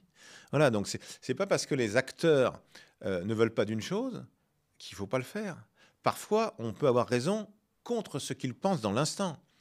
Le contraste entre le coureur qui est sur son vélo et qui va monter sur une moto, par exemple, de suiveur, de consultant sur le Tour, il est énorme. C'est vrai pour tout le monde. Thomas Vauclair, l'un des derniers dans ce registre-là, m'a dit plusieurs fois, mais sur la moto, je me disais, mais qu'est-ce qu'ils font? Avant de me dire, mais attends, mais tu faisais ça il y a 2 ans, ou il y a 3 ans, ou il y a 10 ans. Donc, on peut avoir raison contre eux. Parce que eux, une fois qu'ils sont descendus du vélo, on se dit, mais c'est ce qu'il faut faire. Donc oui, tous ces éléments-là, ils sont essentiels. Ça va de plus en plus vite. C'est en aucune manière une attaque contre les coureurs, contre les équipes. C'est juste un constat fait par beaucoup d'anciens coureurs désormais dans l'organisation et par tout le monde. Puis même dans d'autres sports. Bien sûr. La F1, c'était pareil, le halo. Bien évidemment. Ça va de plus en plus vite. On gagne à peu près 1 km/h tous les ans et il y a une croissance exponentielle de tout ce qui est mis sur les routes. Ralentisseurs, rétrécissement, retour de trottoir, plus réduction de la largeur de chaussée d'un côté, puis 50 mètres plus loin de l'autre. Donc toutes ces choses-là, plus ça va vite, si on va de plus en plus vite et qu'on arrive dans ces aménagements routiers-là, on va au carton. Et puis bien évidemment aussi, le fait que quand tout le monde a la même info au même moment, dans 5 km, ça va tourner à droite, il y aura un vent de 3/4, même si la route faisait 15 mètres de large, il y aurait quand même des chutes. Les chutes ont rarement lieu là où c'est dangereux, elles ont lieu 2 km, 3 km avant. Donc ces éléments-là, voilà, on en tient compte bien évidemment, sachant qu'il y a naturellement, quand il y a des chutes, ça peut être la faute du parcours, bien sûr que oui, mais pas uniquement. Ça peut être le comportement des coureurs. Et on le sait, bien évidemment, puisque la majorité des chutes a lieu dans les 40 derniers kilomètres et encore plus dans les 20 derniers. Donc, les aménagements routiers au kilomètre 50, c'est pas bien gênant. En revanche, à 20 km de l'arrivée, ça peut être terrible. Et puis il y a aussi le matériel. C'est pour ça qu'il faut absolument parler à l'industrie du cycle. Ils sont pas fous, les gens de l'industrie du cycle. Donc bien évidemment que si l'UCI, les groupes leur parlent, il peut y avoir des changements. Et puis il y a aussi, ce qui me frappe moi toujours, le fait de voir que quasiment aucune équipe n'a des maillots ou des cuissards qui protègent les coureurs. Il y a l'équipe d'Ivan Spekenbrink, DSM, donc Picnic l'année prochaine. Ils ont des maillots spéciaux qui font qu'au moins les coureurs, quand ils tombent, ne sont pas brûlés. Mais dans une course par étape, un coureur qui tombe, qui n'est pas brûlé, il dort. Le coureur qui tombe et qui est brûlé, même s'il n'a rien de cassé, complètement râpé en pizza, comme ils disent, il ne peut pas dormir. Donc ça a quand même une sacrée influence. On est capable de faire des maillots incroyablement techniques pour améliorer les performances sportives. Je me souviens des coups de soleil de Chris Froome il y a 5 ou 6 ans. Là, c'était tellement, les maillots sont tellement transparents qu'il avait pris des coups de soleil à travers le maillot. C'est évident que l'industrie du cycle, parce qu'il y a des génies là-dedans, ils sont capables de savoir faire si on leur demande. Donc il faut leur parler. C'est un intérêt commun. D'abord des coureurs, parce que ce sont eux qui risquent leur vie. D'abord des coureurs, des équipes, et ensuite avec nous, avec l'UCI et l'industrie du cycle. Donc l'organisateur, on peut faire certaines choses, on peut sécuriser certains virages, mais on ne peut pas tout faire, quoi. Bien sûr que non. Et puis après, il y a aussi le danger. C'est-à-dire qu'un homme averti en vaut deux. C'est d'abord le coureur lui-même qui est son propre protecteur. Si on signale tout, à un moment, ça ne veut plus rien dire. C'est-à-dire que Thierry Bougouvenot insiste beaucoup là-dessus. C'est-à-dire qu'il faut vraiment montrer les endroits les plus dangereux. Trop signaler, ça va avoir l'effet inverse, parce qu'ils ne vont plus faire attention. Dire s'il y a c'est Pierre et le loup, quoi. Oui, exactement. C'est exactement ça. Donc voilà, toutes ces dernières années, de nombreuses choses ont été faites. Par exemple, pour éviter notamment que les gardes républicains, qui sont assurément des professionnels de la sécurité, dans les 20 derniers kilomètres, c'était de plus en plus compliqué pour les gardes de doubler le peloton. Le peloton ne se laissait pas faire. Oui, mais s'ils ne peuvent pas doubler, ils ne signalent pas les points dangereux. Donc on a mis ces fameux totems sonores et lumineux pour indiquer les dangers. Mais on ne peut pas le faire partout. C'est impossible, on en met de plus en plus, mais à un moment, on ne peut pas faire partout. Tous les chevrons qu'on met avec les coureurs M, tout ce qui est mis, tout ce qui est fluo, avec une peinture qui s'en va avec la pluie, tout ce qui est fluo pour signaler. Cette année, on va voir même une nouvelle chose, c'est-à-dire qu'on va tester, quand on a, tu sais, ces séparateurs de chaussée, donc il y a un drapeau jaune au début, mais ensuite, il peut y avoir 300 mètres et on ne continue pas à signaler. Et parfois, il y a des espaces entre les deux, tu vois les coureurs passer d'un côté ou de l'autre. Et bien, on va avoir des petites... une sorte de petite guirlande, quelque chose de mou, de souple, avec quelque chose de lumineux. Donc pour leur signaler que ça continue et qu'il ne faut pas passer d'un côté à l'autre. Donc voilà, toutes ces choses-là sont faites. Mais plus ça va vite, plus c'est dangereux, quoi qu'il en soit. Et c'est pour ça qu'en fait, tout ce qu'on peut faire pour moi, en dehors de réduire la vitesse, c'est cautère sur jambe de bois. Le département de la Haute-Savoie, il y a 2 ans, refait toutes les descentes du Tour de France. Donc je me dis c'est formidable. Oui. Sauf que comme plus vite. Oui, exactement. Comme le goudron était absolument parfait, c'est allé encore plus vite. Donc c'est pas la solution. Il faut que ça aille moins vite. Il y a eu pas mal de discussions là-dessus justement je sais plus qui c'est qui avait dit ça, de neutraliser potentiellement les descentes et compagnie. En vrai, est-ce qu'il y a une solution par rapport à ça, à part la solution individuelle de on arrête la course à l'armement, comme ça a pu être le cas en F1, mais globalement, sur quoi, en tant qu'organisateur, tu peux appuyer? Je vois que ça parlait dans le chat des oreillettes, des capteurs GPS. Ce qui serait déjà formidable, c'est que les coureurs regardent devant eux en permanence. Voilà, je parlais de distraction. C'est une chose. Je ne sais pas si c'est dépassé, cette bagarre ou pas. Mais aujourd'hui, ce serait bien simplement que les coureurs regardent devant eux et ne regardent pas toutes les données qu'ils ont, parce que ça attire l'œil, ils regardent. Donc il faut qu'ils regardent devant eux, bien évidemment. Quand on voit sur certains contre-la-Montre le coureur qui va dans les barrières, on peut se dire qu'il y a un petit problème. C'est quoi la marge de manœuvre de l'organisateur pour réduire ou interdire ces choses-là? C'est forcément l'UCI, ces trucs? Ah non, mais c'est forcément l'Union cycliste internationale, oui, mais avec qui on discute. Il y a des réunions.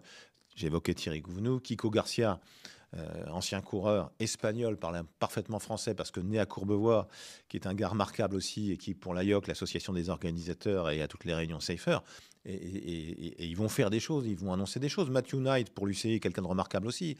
Il y a une vraie volonté. Mais pour moi, il faut agir vite. Parce que si on se réveille après un gravissime accident, il y en a déjà eu des coureurs. Mais là, je ne parle pas simplement d'accident des coureurs. Les coureurs sont les acteurs, ils sont les plus importants. Mais ça peut être encore plus grave que ça, un coureur qui tombe, qui est blessé gravement, qui se tue et qui va dans la foule. Et là, ce sera encore plus sérieux. Ouais, donc il y a urgence pour toi. Oui, sans aucun doute. Et donc ça se fait avec l'UCI et on ne peut rien faire de plus par rapport à ça. Par rapport à tout ce qui est concernant le sportif, là on sort de la sécurité, mais sur le sportif, j'avais des questions moi, sur le maillot blanc notamment, sur le fait de réduire éventuellement l'âge, de changer de modèle, parce qu'effectivement on voit un maillot blanc qui a moins d'intérêt depuis que les coureurs sont de plus en plus précoces et de plus en plus prêts rapidement à disputer le classement général. C'est quoi ton avis? Est-ce qu'il y a une réflexion qui est amorcée à partir de ça? Alors, il y en avait une, bien sûr, oui, sur l'âge notamment. Donc, c'est 25 ans maximum aujourd'hui, de le rabaisser de 2 ans, mais on se retrouvait avec 10-12 coureurs. Donc, à un moment, ça n'a plus de sens, il n'y a plus de classement. Après, je ne sais pas si c'est moins intéressant parce qu'on a des maillots blancs emblématiques. Quand les maillots blancs s'appellent Pogacar ou Evenepoel, ça a aussi de la gueule. Parfois, quand le maillot blanc était 15e du général, voilà, tout dépend de quel côté on voit les choses, quoi. Si on voit pas le maillot blanc pendant 3 semaines ou pendant 15 jours, ça a moins d'intérêt. Là, le maillot blanc, on le voit partout. Et par exemple, un maillot du meilleur rookie, je sais pas, j'invente. Hein. Non, mais toutes ces réflexions, nous les avons eues. Et la conclusion, ça a été, on va rester sur 25 ans dans l'année. Ok. Et sur le maillot à poids, il y a eu débat pendant au moins un an. Je me doute, ouais. Sur le maillot à poids, pareil, est-ce que c'est un problème que le maillot à poids soit disputé souvent par les favoris, ou est-ce que c'est quelque chose, pareil, vous vous a dit, finalement, c'est pas si mal pour un vieux de la vieille comme moi, né avec Eddy Merckx, dans le Tour de France, avec les débuts d'Eddy Merckx dans le Tour, il n'y avait pas de maillot à poids d'ailleurs à l'époque, il y avait le classement de la montagne, puisque le maillot est apparu en 75, le classement en 1933, mais le maillot en 75. Voir les meilleurs coureurs du monde, leaders du classement de la montagne, les meilleurs coureurs de grand tour, ça me paraissait assez logique, assez légitime. Je préfère voir ça. Je suis de l'époque... Qu'est-ce que c'était? Pedro Torres, Juan Manuel Fuente, une année sur le Tour. Donc Fuente qui s'envolait dans les cimes et Pedro Torres qui faisait toutes les côtes de 4e et 3e catégorie. Et je crois qu'il avait finalement gagné. Et à l'époque, ça avait fait un scandale. Donc je préfère voir l'aigle de la montagne où il s'envolait, qu'il soit de Tolède ou d'ailleurs. Puisqu'on parle de casser des traditions, 2 autres questions sur le sujet. La première, c'est l'obligation quasiment d'avoir les Pyrénées et les Alpes. Est-ce que c'est un truc qui est ancré dans le marbre, ou est-ce qu'on peut imaginer un jour de Tour de France qui se prive de l'un ou de l'autre? Alors, personnellement, je ne l'imagine pas. Je ne sais pas si c'est ancré dans le marbre, mais moi, je ne le ferai jamais. Ça, c'est certain. Les Alpes, les Pyrénées, c'est le Tour de France. C'est comme ça. Ah oui, c'est le Tour de France. En revanche, et tu le sais, depuis 15 ans, on essaye de faire en sorte que... Et l'étape du Luan était emblématique à ce titre l'année dernière, mais voilà, ou la planche des belles filles, voilà, on va chercher d'autres ascensions. Après, ce qui est très important pour moi, c'est que... il faut que les jeunes d'aujourd'hui puissent rêver avec leur temps, et non seulement avec des champions, mais avec des noms. C'est pour ça que parfois on dit il a encore refoutu la planche des belles filles, ou mais il refout le col de la Lose. Oui, parce qu'il faut de la récurrence, il faut que ça rentre dans la tête des gens. Pas simplement les super spécialistes du vélo. Le Tour de France parle à tout le monde. Et en fait, la planche des belles filles, si tu veux, j'ai été vraiment frappé. 2020, je peux te frapper tout court d'ailleurs, mais là j'étais vraiment stupéfait. Regardant les chaînes d'infos le samedi matin de juillet précédant le contre-la-montre de la planche des belles filles, d'entendre un présentateur dire « La planche des belles filles, quel drôle de nom !» sur une chaîne d'infos en continu, donc un journaliste qui suit ce qui se passe. Mais le pire, c'est que ce gars-là, il avait couvert le Tour avec moi à la radio en 1995. Et je me dis, si ce gars-là, qui est un professionnel de l'information, n'a pas retenu le nom de la planche des belles filles 2012, 2014, 2017, 2019, 2020... il y en a beaucoup d'autres qui n'ont pas retenu. Galibier et Tourmalet ne sont pas simplement les amoureux du vélo. Tout le monde connaît ces noms grâce au Tour. Donc, pour que les noms s'ancrent, il faut de la récurrence. Et c'est ce qu'en fait m'avait dit un jour le maire de Champs-Rousse. On va à Champs-Rousse en 2014, victoire de Nibali. Champs-Rousse, c'est le département de l'Isère, comme l'Alpe d'Huez. Donc, le maire de l'époque me dit j'ai bien conscience que voilà, il y a l'Alpe d'Huez, mais s'il te plaît, viens. Voilà, de la récurrence. Et le Tour, c'est pas parler une petite chapelle. Le cyclisme sur route, c'est parler à tout le monde. Donc il faut que ça rentre dans la tête des gens pour qu'ils puissent rêver. C'est capital. Et la planche des belles filles, vous en aurez encore de la planche des belles filles et vous aurez encore de la Lose. Parce que d'abord, c'est spectaculaire, parce que c'est beau, qu'il y a des belles courses et qu'il faut que ça rentre Ça crée des dans la mythes, tête ouais. de tout le monde. Pas simplement des amoureux feux du vélo. Et puisqu'on continue de parler de tradition, cet été, on a eu l'arrivée à Nice, qui était pareil, une petite brisure de tradition avec l'arrivée à Nice. À côté de ça, on a eu les JO à Paris, tu vois où je vais en venir. Absolument pas. Pas du tout, Je, voilà, je, on te je l'a rebois déjà un posé. coup, je rebois Voilà. un coup avant la prochaine. Je suis obligé de question. te la poser puisqu'on me l'a posé 1000 fois et je l'ai posé notamment à Valentin Madouas il y a quelques semaines en lui disant est-ce que toi ça te plairait d'avoir de nouveau un passage à Montmartre, et lui d'ailleurs m'a répondu non. Il dit Ah. ce sera jamais aussi bien. Et je lui dis t'es égoïste, tu veux le garder pour toi. Alors, Du coup je te pose la question, est-ce que ça t'a donné des idées, ça vous a donné des idées, ce passage par Montmartre, et est-ce qu'un jour on peut imaginer une dernière arrivée qui n'est pas pareille? ce n'est pas tellement avoir des idées. Je me doute que vous les avez déjà C'est eues. les réaliser. En revanche, c'était magnifique. C'est-à-dire que j'ai vu ça comme des millions et des millions de gens. C'était merveilleux. C'était montrer la force du vélo. C'est-à-dire que tout ce monde, c'était extraordinaire en dehors de la compétition.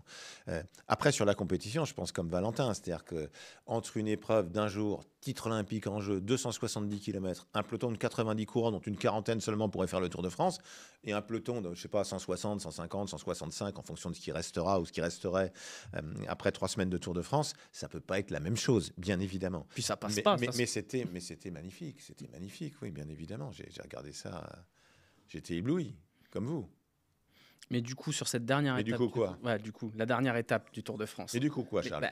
Du coup, quoi les dernières années, on a déjà eu quelques petits Non, passages ce par qui est vrai, Suresnes. non, mais ce qui est vrai, c'est que, alors, l'arrivée sur les champs était un changement immense. Ce qu'on a oublié aujourd'hui, c'est que les premières années sur les champs, ça n'allait pas en haut. C'est-à-dire qu'on ne Oui, fait pas le tour de l'Arc on de faisait pas le Triomphe. tour. Ouais. L'Arc de Triomphe, le tour de l'Arc de Triomphe, demandé, j'étais encore journaliste à l'époque, demandé par le Tour, par Pierre-Yves Tour, mon adjoint, qui n'était pas à l'époque, en 2003 pour le centenaire du Tour, obtenu pour la 100e édition du Tour 10 ans plus tard, en 2013.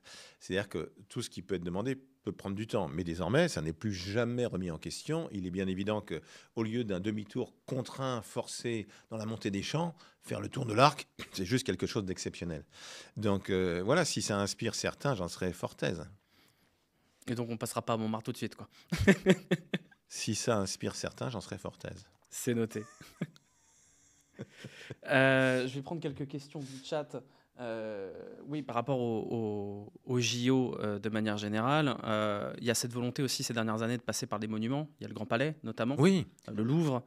Il y en a d'autres sur la liste potentiellement, ou il y a des choses qui ne sont pas possibles encore? le Grand Palais, c'était une idée encore de Pierre-Yves Tour, décidément. Il y en a des bonnes idées qui arrivent. Hein. Mais il en a énormément. En revanche, j'ai pas trouvé. Alors, l'idée était super, mais j'ai pas trouvé. Donc, on avait voulu. Paris n'était que candidate à l'époque. On avait voulu passer. Pierre-Yves avait voulu qu'on passe par le Grand Palais, qui a ensuite accueilli, donc, vous le savez, les épreuves de taekwondo et d'escrime. C'était une super idée. Ça n'a pas été une réalisation formidable. En revanche, passer par la Cour Carrée, passer à côté de la pyramide du Louvre, absolument exceptionnel. Quand on c'est un sentiment de privilégié, puis il y a 3 voitures qui passent quand même, dont celle pilotée par Gilles Ménian, donc dans la mienne. Passer dans la Cour Carrée et à côté, quand on entend les coureurs du Tour de France applaudir. Il y a que 2 endroits où j'ai entendu les coureurs du Tour de France applaudir. Donc, quasiment tous les ans quand on passe à côté de la pyramide du Louvre. Et c'est bien plus ancien, le premier tour que j'ai eu l'honneur de diriger en 2007 à Londres, lorsqu'il y avait tellement de monde et des gens au balcon, partout sur les terrasses, que les coureurs, je vois encore Fabien Cancellara à maillot jaune, se redresser et applaudir le public. C'était un moment absolument formidable. Donc quand on voit le public applaudir les autres, c'est extraordinaire. Ce que j'ai vu aussi avec les filles à Rotterdam, arrivée de la 2e étape, je vois une fille lever le bras, mais je me dis, mais c'est pas une coéquipière de la lauréate, je comprends pas. Puis après, une 3e fille, 2e fille, une 3e fille, une 4e fille. Elle remerciait le public. Ce qu'on ne voit plus chez les gars. On va pas voir On l'avait vu au Danemark, quand même. Oui, on l'a vu au Danemark, mais on va pas le voir sur une arrivée d'étape au sprint. Ouais. Le Danemark était phénoménal aussi. C'est pareil, souvent, il y a des critiques, bien évidemment, sur qu'est-ce que c'est que cet imbécile de Prud'homme l'Européen qui fait partir le Tour un peu partout. Alors souvent, les gens n'ont pas du tout en tête que... J'ai encore testé chez des amis samedi. Et là, la personne en question me dit... Ah, mais elle me dit, c'est bien ces grands départs que vous faites à l'étranger. Je lui dis, mais depuis quand, à ton avis, on en fait 3-4 ans. 1954, 70 ans. 1954, le premier grand départ de l'étranger. Première arrivée à l'étranger 1919, premier passage à l'étranger 1906. Le Tour a été créé en 1903. 1906, je triche un peu, c'était Metz qui était à l'époque allemande, et ça c'était la volonté d'Henri Desgranges de montrer que l'Alsace et la Lorraine c'était toujours la France et qu'il fallait y aller. Et d'ailleurs, Desgranges, dès la fin de la Grande Guerre, a inscrit Strasbourg sur le parcours du Tour en 1919. Mais voilà, donc c'est aller chercher de nouveaux fans du Tour. En fait, pour que les gens s'intéressent à vous, qu'est-ce qu'il faut faire? Parce que moi, je ne suis pas pour une France rabougrie, renfermée. Soit il y a les champions. Évidemment qu'un champion, une championne, ça change tout. Je vais prendre la natation. Laure Manodou, quand elle arrive après une période de vache maigre, ça change tout. Voilà, les gamines, les gamins ont envie de faire de la natation jusqu'à Léon Marchand aujourd'hui. Donc ce sont d'abord les champions. La Slovénie devait moins s'intéresser au cyclisme et au Tour de France il y a 15 ans. C'est une évidence. Voilà. Donc ils s'intéressaient au basket parce qu'ils sont très bons partout quand même, au ski. Voilà. Donc il faut vraiment travailler là-dessus, faire venir les gens. Nous, la seule possibilité qu'on a vraiment, puisqu'on ne maîtrise pas les champions, leur qualité, c'est la diffusion télé. C'est Cadel Evans dans le bush en Australie qui voit ses coureurs du Tour de France, qui rêve de devenir coureur professionnel, qui le devient et qui gagne le Tour de France, seul Australien à ce jour à l'avoir remporté en 2011. Et puis ensuite, c'est de partir de l'étranger. Le succès populaire de Londres en 2007, du Yorkshire en 2014, insensé, du Danemark bien évidemment ensuite, c'est quelque chose de très fort. Et puis Bilbao, et puis voilà. Et je dis à chaque fois, moi, aux responsables, aux élus, aux hommes et femmes politiques dans les pays d'où nous partons, vous devez prouver plus encore. Vous devez montrer aux Français pourquoi on part de chez vous.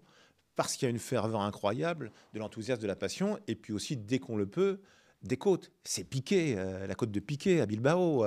C'est San Luca à Bologne, l'attaque de Pogacar. Danemark. Moi, mon rêve, c'était... De Danemark, c'était le pont. Impossible. Le Danemark, c'était le pont. Et le pont, puisqu'il y avait que ça, en fait, j'étais fasciné par le pont. 2 heures avant, c'était du vent de 3/4. Au moment de la course, c'était du vent de face. Et il ne s'est rien passé. Mais cela dit, par exemple, Thierry me disait, mais tu sais, Christian... moi, j'étais content que ce soit comme ça parce que ça aurait été dangereux, etc. Même si on avait pris un tas de mesures. C'est vrai, quand on voit la gamelle sur le pont, oui, voilà, je fanfaronnais pas, mais de manière très claire. Mais on essaye d'aller chercher des lieux qui sont forts sportivement pour avoir les champions épaule contre épaule. Faut bien voir que de 1967 à 2007 inclus, pendant 40 ans, le premier jour du Tour, c'est systématiquement un contre-la-montre. 2008, on met Plumelec. Voilà. Ensuite, il y a eu le Mont des Alouettes. Mont des Alouettes qui était peut-être l'arrivée... qui n'était sûrement pas l'arrivée la plus dure qui soit. Mais qu'est-ce qui se passe? Philippe Gilbert, champion du monde, va gagner. Le deuxième, il s'appelle Cadel Evans, qui va gagner le Tour. Voilà, et il y a des écarts. Quand les champions y vont, franchement, dès qu'il y a une côte un peu prononcée, et je ne sais même pas si elle est très prononcée au Mont des Alouettes, puisqu'on avait fait des recos à pied 48 heures avant, après un dîner assez sympathique. On avait arpenté, je sais pas, ça fait 1,5 km ou quelque chose comme ça, de la montée la plus dure de Vendée, mais ça avait été magnifique. Donc, en tout cas, on va chercher des lieux dont on se dit que potentiellement, les coureurs vont pouvoir les exploiter et vont nous faire rêver. Il y a 10 ans, les coureurs exploitaient beaucoup moins le parcours qu'aujourd'hui. Aujourd'hui, on a le sentiment qu'on met n'importe quelle patate et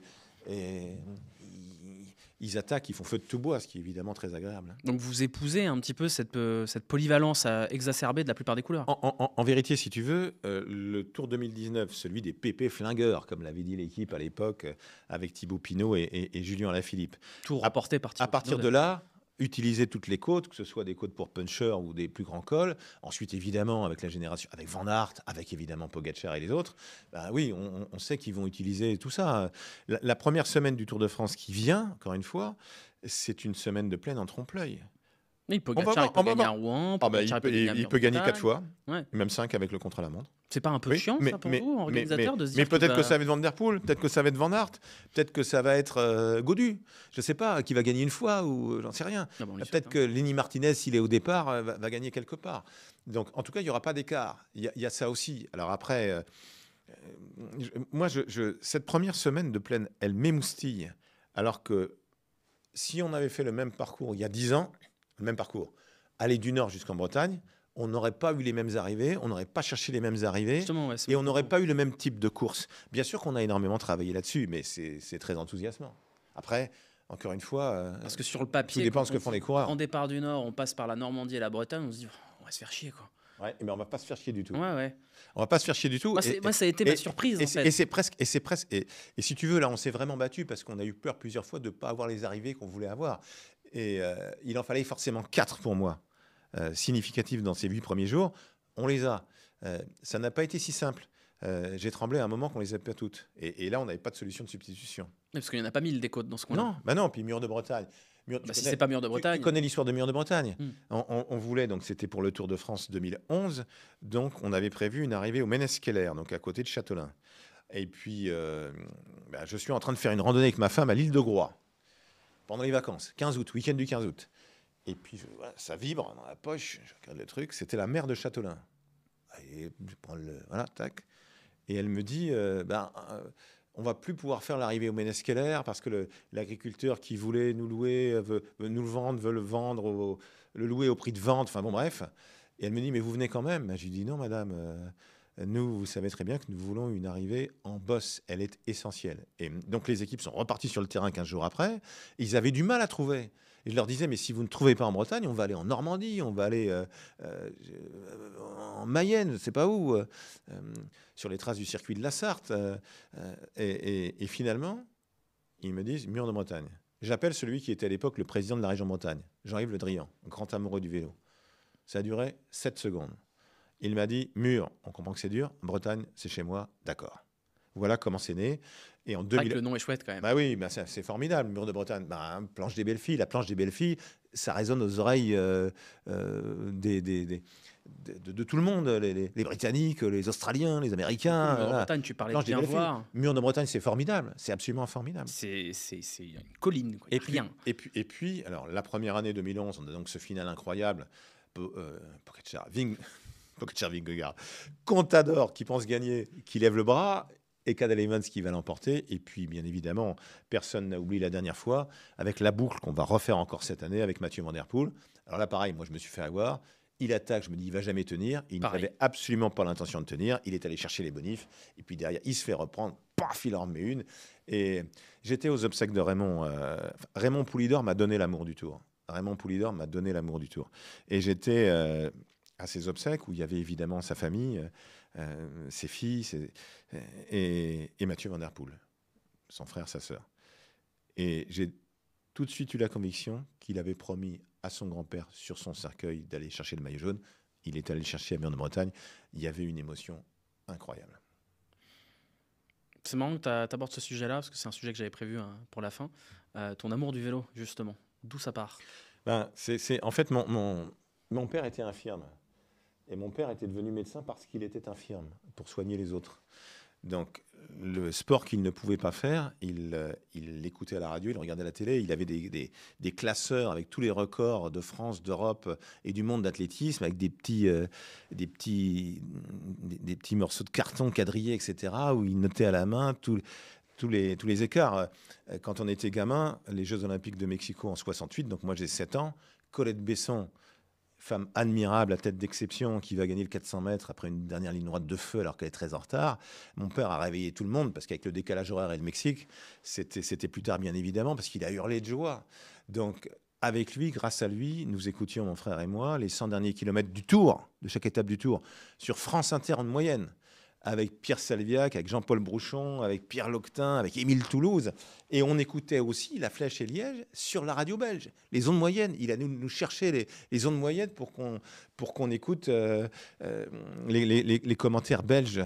Donc voilà. J'ai des gens qui ont moins de 30 ans dans le chat, les pauvres. Les ondes Oui, moyennes, quoi hein? Je suis trop vieux. Ils vont se demander ce que c'est. Enfin bref, fallait chercher sur le transistor si le transistor, ça vous dit quelque chose. C'était compliqué à l'époque. Hein. Ouais, il fallait vraiment chercher. C'est facile. Mais ça nourrit quelque chose. Et tu vois, ça va peut-être paraître complètement débile, mais on est en Alsace, puisque c'est donc la région de ma famille. Je m'appelle Prudhomme, mais ma famille, c'est Nass, Roth, Feul, Wagner. Voilà. Donc, en Alsace. Et ma mère vient de nous acheter des délicieux petits personnages en pâte d'amande. Et ils sont succulents. Et mon père met la radio. Pas l'autoradio, parce que j'ai lu certains l'autoradio, mais il n'y avait pas d'autoradio à mon époque quand j'étais môme. C'était le transistor que mon père tenait à la main. Et donc, on était garés. Et j'entends, donc c'est le Tour 71, Bernard Thévenet distancé. J'ai toujours aussi aimé Bernard Thévenet.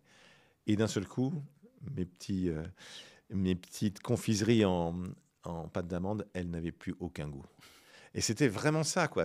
Et puis, la radio, en fait, ça faisait rêver parce que tu passais d'une station de radio à une autre, alors de France Inter à RTL, à RMC, à Europe. Puis ensuite, il y avait un trou parce qu'il fallait attendre le flash suivant. Donc, tu te disais, est-ce que mon champion va revenir dans la descente? Est-ce qu'il va attaquer pourvu qu'il ne tombe pas? Ça nourrit l'imaginaire de manière extraordinaire. Est-ce que finalement, il n'y a pas un petit regret d'avoir tout à la télé tout le temps maintenant, la retransmission intégrale? Est-ce que ça enlève un peu de magie? Je serais, En vrai, c'est bien, hein, bien sûr. C'est mal placé pour le dire. C'est autre chose. Le Tour, à l'époque, il n'y avait que l'aspect sportif.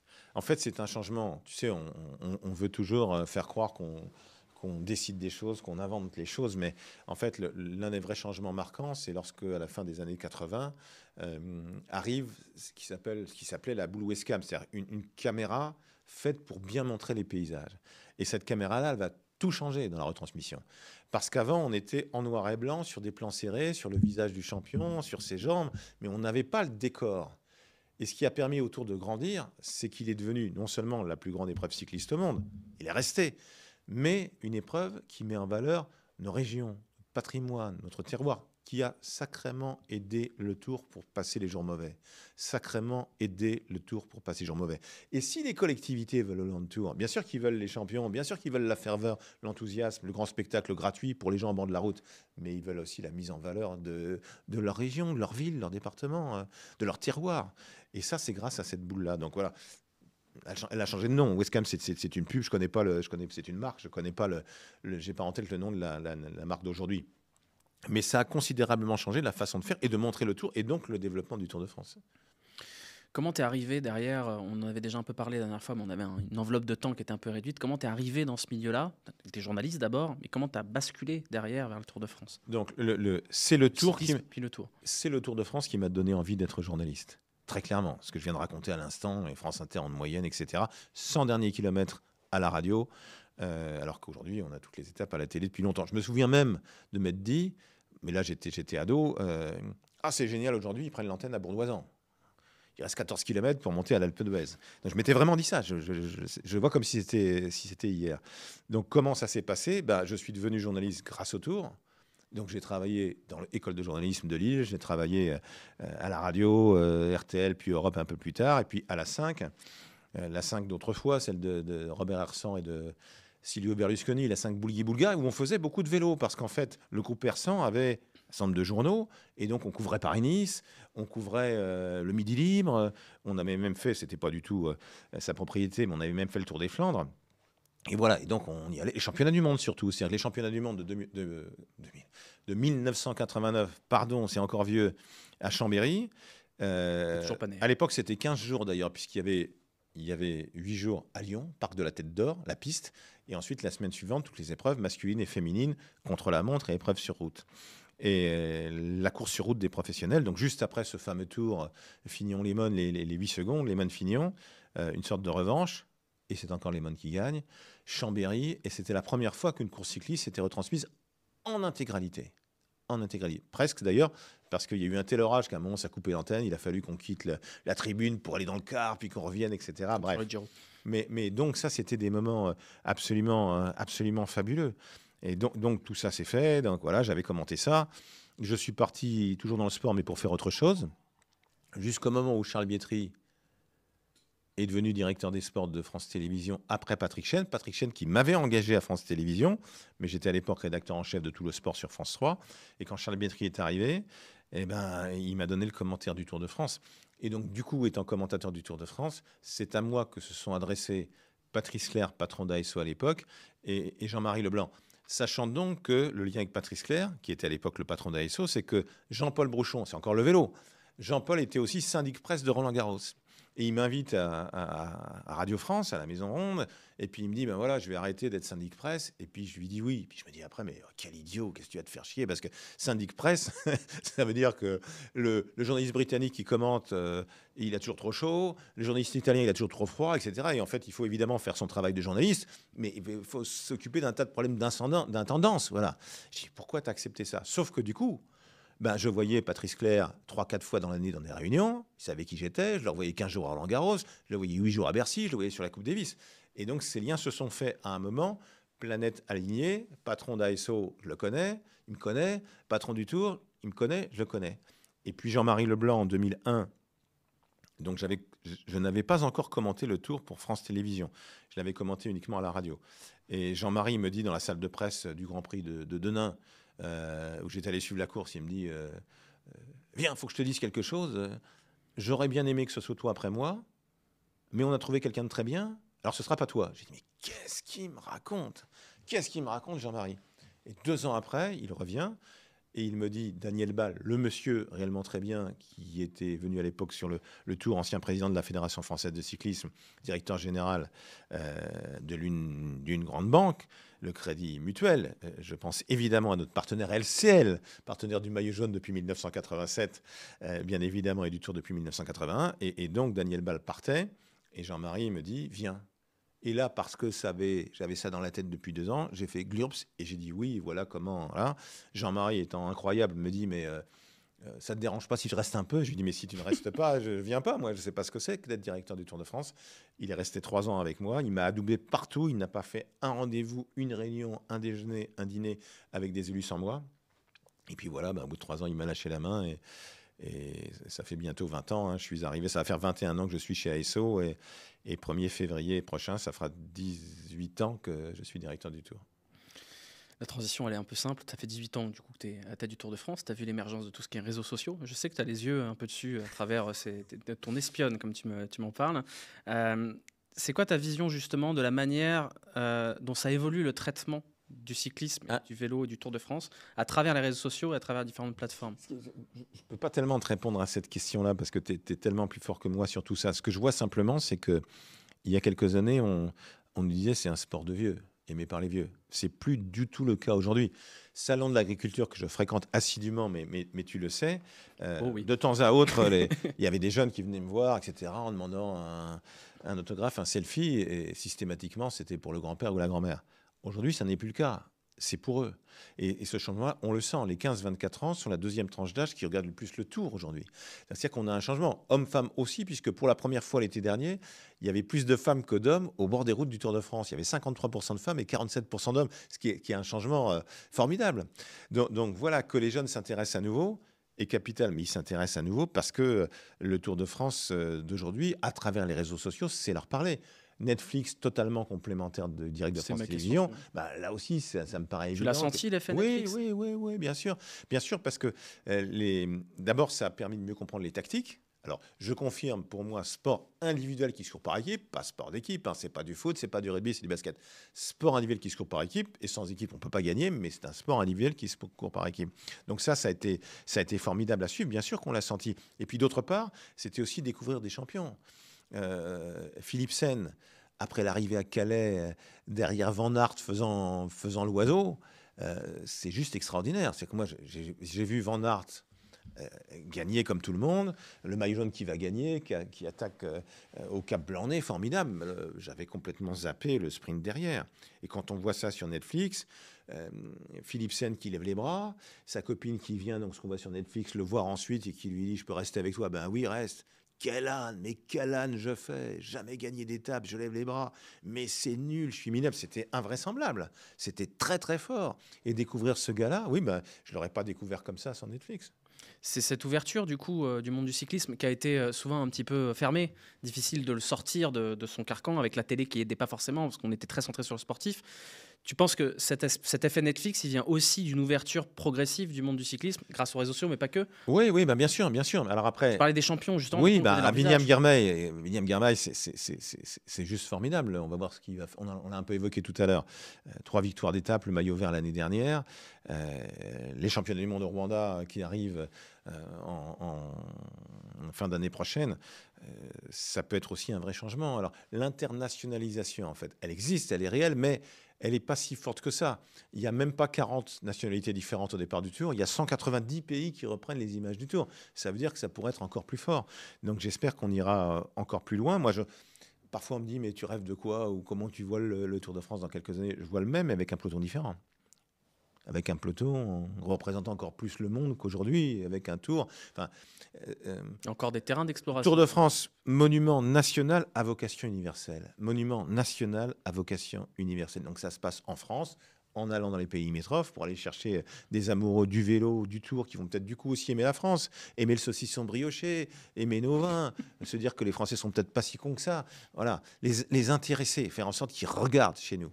Donc ça, mais avec un peloton, ouais, qui soit le plus, j'ai envie de te dire, multicolore possible. Ça joue aussi le fait d'aller à l'étranger pour ça, j'imagine. Bien sûr, bien sûr. Bah, de toute façon, le premier tour, quand je suis directeur, c'est Londres. Succès populaire incroyable. Ben voilà, je suis forcément aussi marqué par ça. Puis quand j'étais môme, moi, le tour partait très souvent de l'étranger. 73, il part de l'étranger, 75, il part de l'étranger, 78, presque 80, celui de l'an 82. prochain, c'est l'anomalie. Voilà. Oui, mais alors, après, ça aussi, j'aime ça. C'est-à-dire que 100% France. C'était volontaire ou c'est un hasard? Non, non, c'était totalement volontaire. C'était involontaire en 2020, on n'a pas fait exprès de faire un parcours 100% français. Heureusement qu'il était 100% français avec la pandémie. Heureusement, parce que je ne sais vraiment pas comment on aurait fait là. Là, c'était voulu, mais aussi parce que, si tu veux, avec ce premier départ d'Italie dont je rêvais, Florence avait été candidate 10 ans plus tôt. Florence voulait le Tour 2014. Florence, c'est l'une des plus belles villes du monde et ça n'a pas changé en 10 ans, bien évidemment. Donc, on avait envie de le faire. Et puis, Bradley Wiggins gagne le Tour 2012. Après avoir remporté Paris-Nice, le Dauphiné, il gagne le Tour, premier Britannique à gagner le Tour de France. Cérémonie d'ouverture des Jeux Olympiques de Londres. On voit 3 personnages. La reine d'Angleterre, à l'époque, Elisabeth II, James Bond et Bradley Wiggins, en t-shirt jaune, qui donne le coup de gong. Et là, on s'est dit, il faut partir d'Angleterre au plus près de la première victoire d'un Anglais pour avoir cette ferveur populaire. Donc, départ du Yorkshire en 2014, exit Florence. Et on aurait aimé que Florence soit à nouveau candidate juste derrière. Ça n'a pas été le cas, puisqu'en fait, le maire de Florence, à l'époque, Matteo Renzi, était devenu président du Conseil, donc Premier ministre italien. Et il a fallu que celui qui était son premier adjoint, le vice-maire, Dario Nardella, devienne maire pour qu'il y ait à nouveau la candidature. Et ça s'est fait pendant la pandémie, fin mars 2020, où j'ai reçu un message, une vidéo et un message. Vidéo de Florence. Le message, c'était Florence, si belle mais déserte, je n'ai pas oublié mon rêve du Tour de France.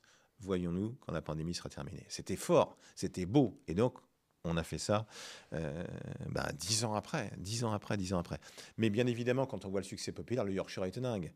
Le Yorkshire était complètement dingue.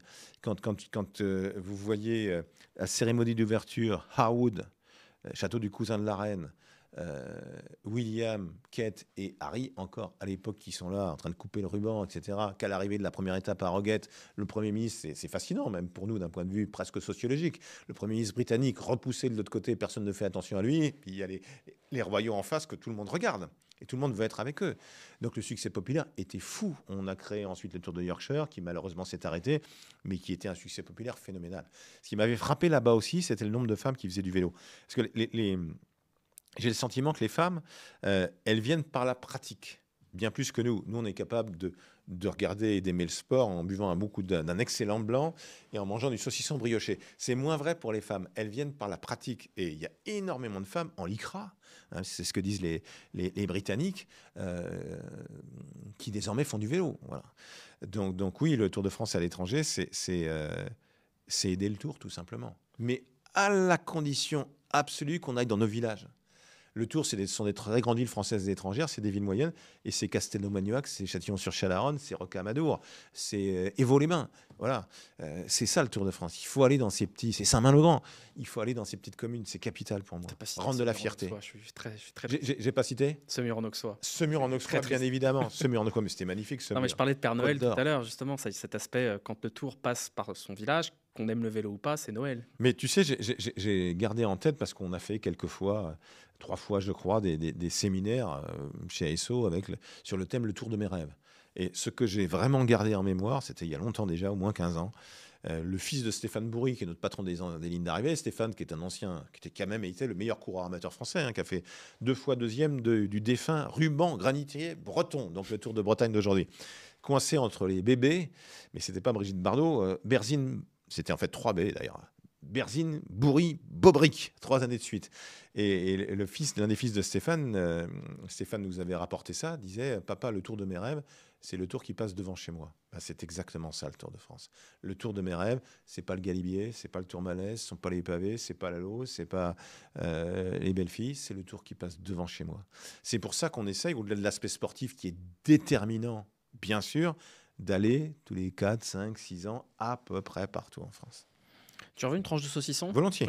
Tu réclames depuis tout à l'heure, mais je ne le voyais pas. On me dit dans le chat. On me dit le monsieur demande du saucisson. Attends, je l'ai mal coupé, malheureusement. C'est un bordel à manger. Tiens. Voilà, j'en fous partout. Merci Charlie, merci beaucoup. Moi, j'en ai pas mangé tant que ça, finalement. Il en restera après, pour l'équipe technique. Il en restera. Tiens, on a quelqu'un dans le chat qui dit merci pour l'arrivée à Colombet à la maison. Oui, mais alors Colombet, formidable Colombet. C'est le président du département qui nous l'a proposé. Et je me suis dit ensuite, mais jamais je n'aurais osé demander. Et moi-même, je me dis, mais comment as-tu pu dire ça? Parce que je vais oser tout demander. Mais Colombet, les 2 églises, c'est tellement particulier. C'est évidemment le souvenir du général de Gaulle.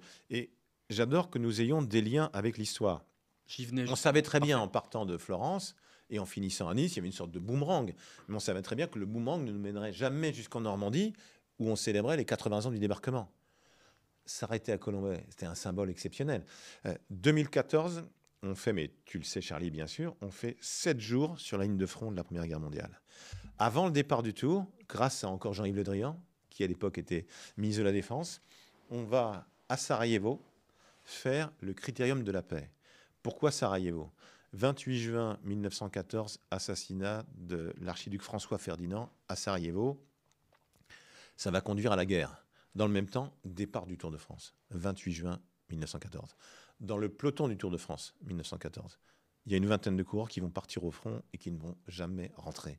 Il y a plusieurs vainqueurs du Tour qui vont mourir là-bas.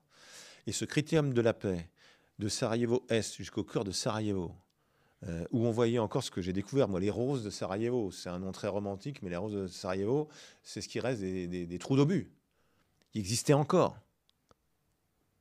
Plus de 20 ans après. Et ça, c'est très fort. Et quand on a mis donc ces 7, où on est passé par Ypres, hein, en Belgique, Ypres, c'est l'hyperite, ce sont les premiers gaz. J'ai envie de dire, dans cette formule qui a été employée si souvent, hélas pour rien, plus jamais ça. Mais on va là-bas, on fait étape là-bas, on passe par le chemin des dames, où d'ailleurs le président de la République, à l'époque, François Hollande, était venu. Puisque le président, qu'il s'agisse de Nicolas Sarkozy, François Hollande, Emmanuel Macron, ils viennent régulièrement sur le Tour, ils sont tous venus avant. Donc ce lien à l'histoire, il est capital. Le départ de Düsseldorf, en 2017, il aurait dû se faire en 2018. C'est ce qui était prévu, parce que je voulais, pour notre retour en Allemagne 30 ans après, 31 ans après, qu'il y ait un lien avec justement la fin de la Première Guerre mondiale. En vérité, on n'a pas pu faire, donc j'ai dit c'est 30 ans après le dernier grand départ à Berlin. C'était vrai aussi, mais j'aurais aimé la force de cette fin de Première Guerre mondiale. Je ne sais pas si je suis influencé par le fait que je sois né en 11 novembre. C'est un jour de paix, le 11 novembre. C'est un jour de paix. La Grande Guerre, enfin, toutes guerres sont dramatiques, et on se rend bien compte aujourd'hui que ça peut encore arriver. Il ne faut pas croire que, parce que on n'a plus connu ça en France depuis longtemps, que ça n'arrivera pas. Tant de gens ont donné leur vie pour qu'on puisse vivre libre, nous. Et donc, à un moment, pensez à eux. Et moi, j'étais impressionné par les jeunes Australiens. C'est-à-dire que dans ces 7 étapes, il y en avait une qui était d'Arras à Amiens. Et on passait devant des cimetières australiens, puisqu'en fait, l'un des rendez-vous, l'un des lieux essentiels de l'Australie, c'est Villers-Bretonneux, à côté d'Amiens, en Picardie, où des milliers de jeunes Australiens de 20 ans sont allés donner leur vie pour cette connerie, la guerre, puisque c'était pas comme la Seconde Guerre mondiale où il y a les méchants, les bons et les méchants d'un côté. Là, c'était la guerre. Où étaient les bons, où étaient les méchants? Aujourd'hui, on n'en sait rien. Pourquoi se tapaient-ils dessus? Voilà. Ils avaient fait 20 000 kilomètres et ils ont donné leur vie à 20 ans. Et en 2014, il y avait des jeunes Australiens qui avaient fait les 20 000 kilomètres, mais dans des conditions évidemment beaucoup plus sympathiques, mais qui étaient au bord de la route et qui savaient très bien que ce que 100 ans plus tôt, des jeunes avaient fait. Et le Tour, il est dans la vie. On n'est pas enfermé quelque part, on n'est pas engoncé dans un stade. Il y a plein d'émotions. Je ne veux pas te faire mal au cœur, mais j'ai vécu beaucoup d'émotions à Geoffroy Guichard. Bon, évidemment, je suis désolé, hein, c'est vraiment une bassesse que je viens de faire là. Mais voilà. Mais il faut qu'on ait un lien sportif. Là, Lyonnais, c'est un très beau stade. Hein. sans aucun doute. Quand on est dans l'histoire, c'est encore plus fort, c'est encore plus beau. Donc partout où on peut le faire, dès qu'on peut le faire, on le fait bien évidemment. Tu les as, les dates cochées, les dates importantes? Tu vois, tu me parlais de Berlin, on peut imaginer en 2029, peut-être que c'est coché, c'est possible ou c'est pas possible. Mais ces grandes dates, ces grands anniversaires, est-ce qu'ils sont cochés quelque part? Alors regarde par exemple des anniversaires auxquels on ne pense pas nécessairement et auxquels je ne pensais pas, moi forcément. 2024, bien évidemment, on l'évoquait, 80 ans du débarquement, donc Caen.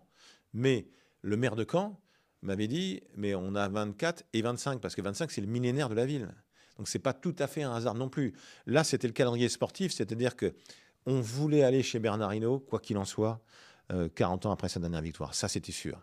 Ensuite, les Italiens, partir d'Italie, et le fait que nous voulions rendre hommage aux champions italiens. Mais partout où nous sommes passés, je suis allé en Italie 10 fois avant le grand départ. La chance. Oui, la chance, en effet. Oui, les pâtes avec la truffe blanche d'Alba, je te confirme que c'est un régal. Voilà. Mais on est passé par Alba. Ah bon, tiens, je m'en étais pas rendu compte. Sur la 3e étape, vers Turin. Ils voulaient qu'on mette en avant leur champion. On voulait le faire, mais ils le voulaient. Ça m'a vraiment frappé. Moi, je voulais absolument aller sur la tombe de Fausto Coppi où je n'étais jamais allé avant le grand départ. Fausto Coppi est mort un 2 janvier. J'ai inventé à ma fille, qui était mon allié, et à ma femme, des vacances en Italie à Noël l'année dernière, où nous sommes allés à Florence, à Bologne et à Turin. Toute ressemblance avec un parcours du Tour de France est absolument fait exprès. On a vraiment tous les mêmes recettes. Et donc, le 2 janvier, puisque donc, le 1er janvier au soir, rentrait bien, je suis resté en Italie, j'étais sur la tombe de Coppi. Je voulais le faire. Je n'imaginais pas à quel point ça pourrait les toucher. Les amoureux du vélo en Italie. J'étais allé avant au musée Bartali. Ensuite, on m'a dit faut que tu ailles sur les routes d'entraînement de Nencini. Puis, il faut que tu ailles, c'est pas un musée, mais la maison Bottecchia, etc. Ce que j'ai fait avec un gars formidable qui est Davide Cassani. Davide Cassani, ancien coureur du Tour, consultant pour la RAI, parlant très bien français, tout le temps le sourire exceptionnel. Mais j'ai vu ça.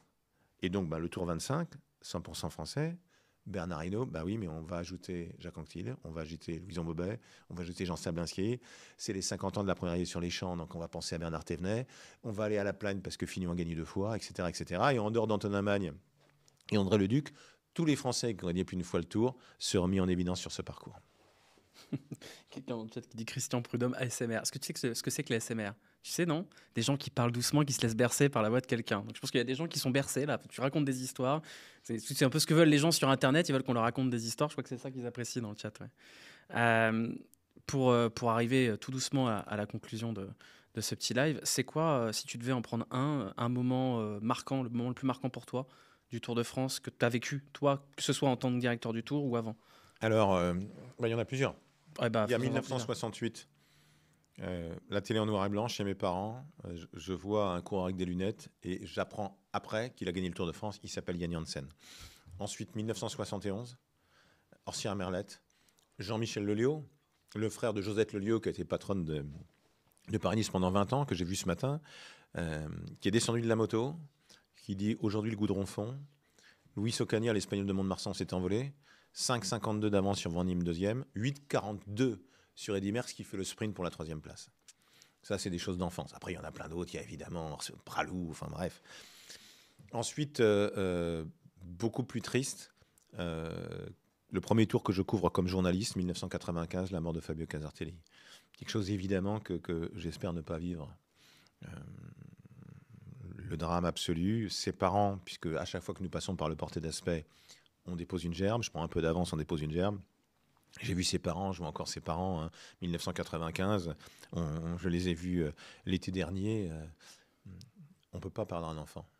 On ne peut pas perdre un enfant. Et puis ça venait donc quelques semaines après Gino Meder, avec encore le drame qu'il y a eu au championnat du monde. C'est pas fait pour ça, le vélo. Le Tour de France, ce sont des sourires, etc. C'est pas fait. Et d'ailleurs, juste après la mort de Gino Meder, puisque je parle aux coureurs, Thierry Gouvenou aussi bien sûr, mais avant le départ du Tour, je leur ai dit, mais comment peut-on mourir à 26 ans? Et j'avais senti, en leur parlant, un silence religieux. Comment peut-on mourir à 26 ans? Parce qu'il y a aussi leur comportement. Ce n'est pas le cas de Gino, mais il peut y avoir un pépin. On l'avait vu avec Fabio Jakobsen, qui s'en est sorti par miracle il y a quelques années autour de Pologne. Donc il y a aussi le comportement. leur parler. Moi, j'ai jamais été coureur, je suis journaliste. Mais l'admiration que j'ai pour des gens qui font des choses que je ne sais pas faire, elle est bien plus grande que ce que je peux ressentir pour un journaliste, puisque c'est mon métier. Je vais me dire, tiens, mais il est bon, ou elle est très excellente, mais je peux me comparer. Ça n'a rien à voir avec le fait de se dire, waouh! Et puis surtout leur courage et leur humilité. Puisque dans l'équipe de Thierry Gouvenou, donc Gilles Maignan, mon pilote, Gilles Maignan, François Lemarchand, Yannick Talabardon, Jean-Michel Monin, Franck Père, Jean-Marc Marino, qui est-ce que j'oublie, Cédric Coutouli, ils sont formidables. Ils sont vraiment formidables.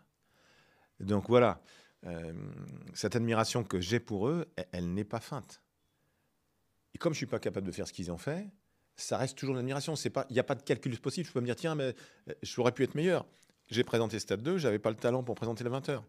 J'ai juste inventé en 2020 un truc, c'est-à-dire fait croire que j'étais positif au Covid pour pouvoir faire la une, non pas de France Télévisions, mais de TF1, certes partagée avec le Premier ministre, puisque j'avais dû quitter la course et que je passe à tout à fait autre chose, mais j'ai ça en tête à l'instant. Et que donc à 5 heures, je suis parti sur Davos, à 5h52, je reçois un message. Après une excellente soirée, c'était la journée de repos en Charente-Maritime. Et bonne nouvelle donc, de la médecin-chef du Tour, Florence Pommery. Bonne nouvelle, aucun coureur positif. Mauvaise nouvelle, tu es positif. Et donc, j'ai dû partir, mais 2 minutes après, j'ai réalisé que 48 heures plus tôt, le Premier ministre est dans la voiture. Et donc, j'ai attendu pendant 2 heures, et c'était très long, de pouvoir l'appeler, parce que je voulais l'appeler, mais je n'osais pas le faire avant 8 heures du matin, lui dire, je suis désolé, monsieur le Premier ministre, mais je suis positif au Covid. Et il a été incroyablement sympa. Et il a eu cette formule incroyable. Il m'a dit, donc je suis cas Covid du directeur du Tour de France, j'ai été cas Covid du président de la République, il ne me manque que le pape. Et il a été cas Covid une 3e fois, et c'était sa femme. C'est pas le pape. C'est pas le pape.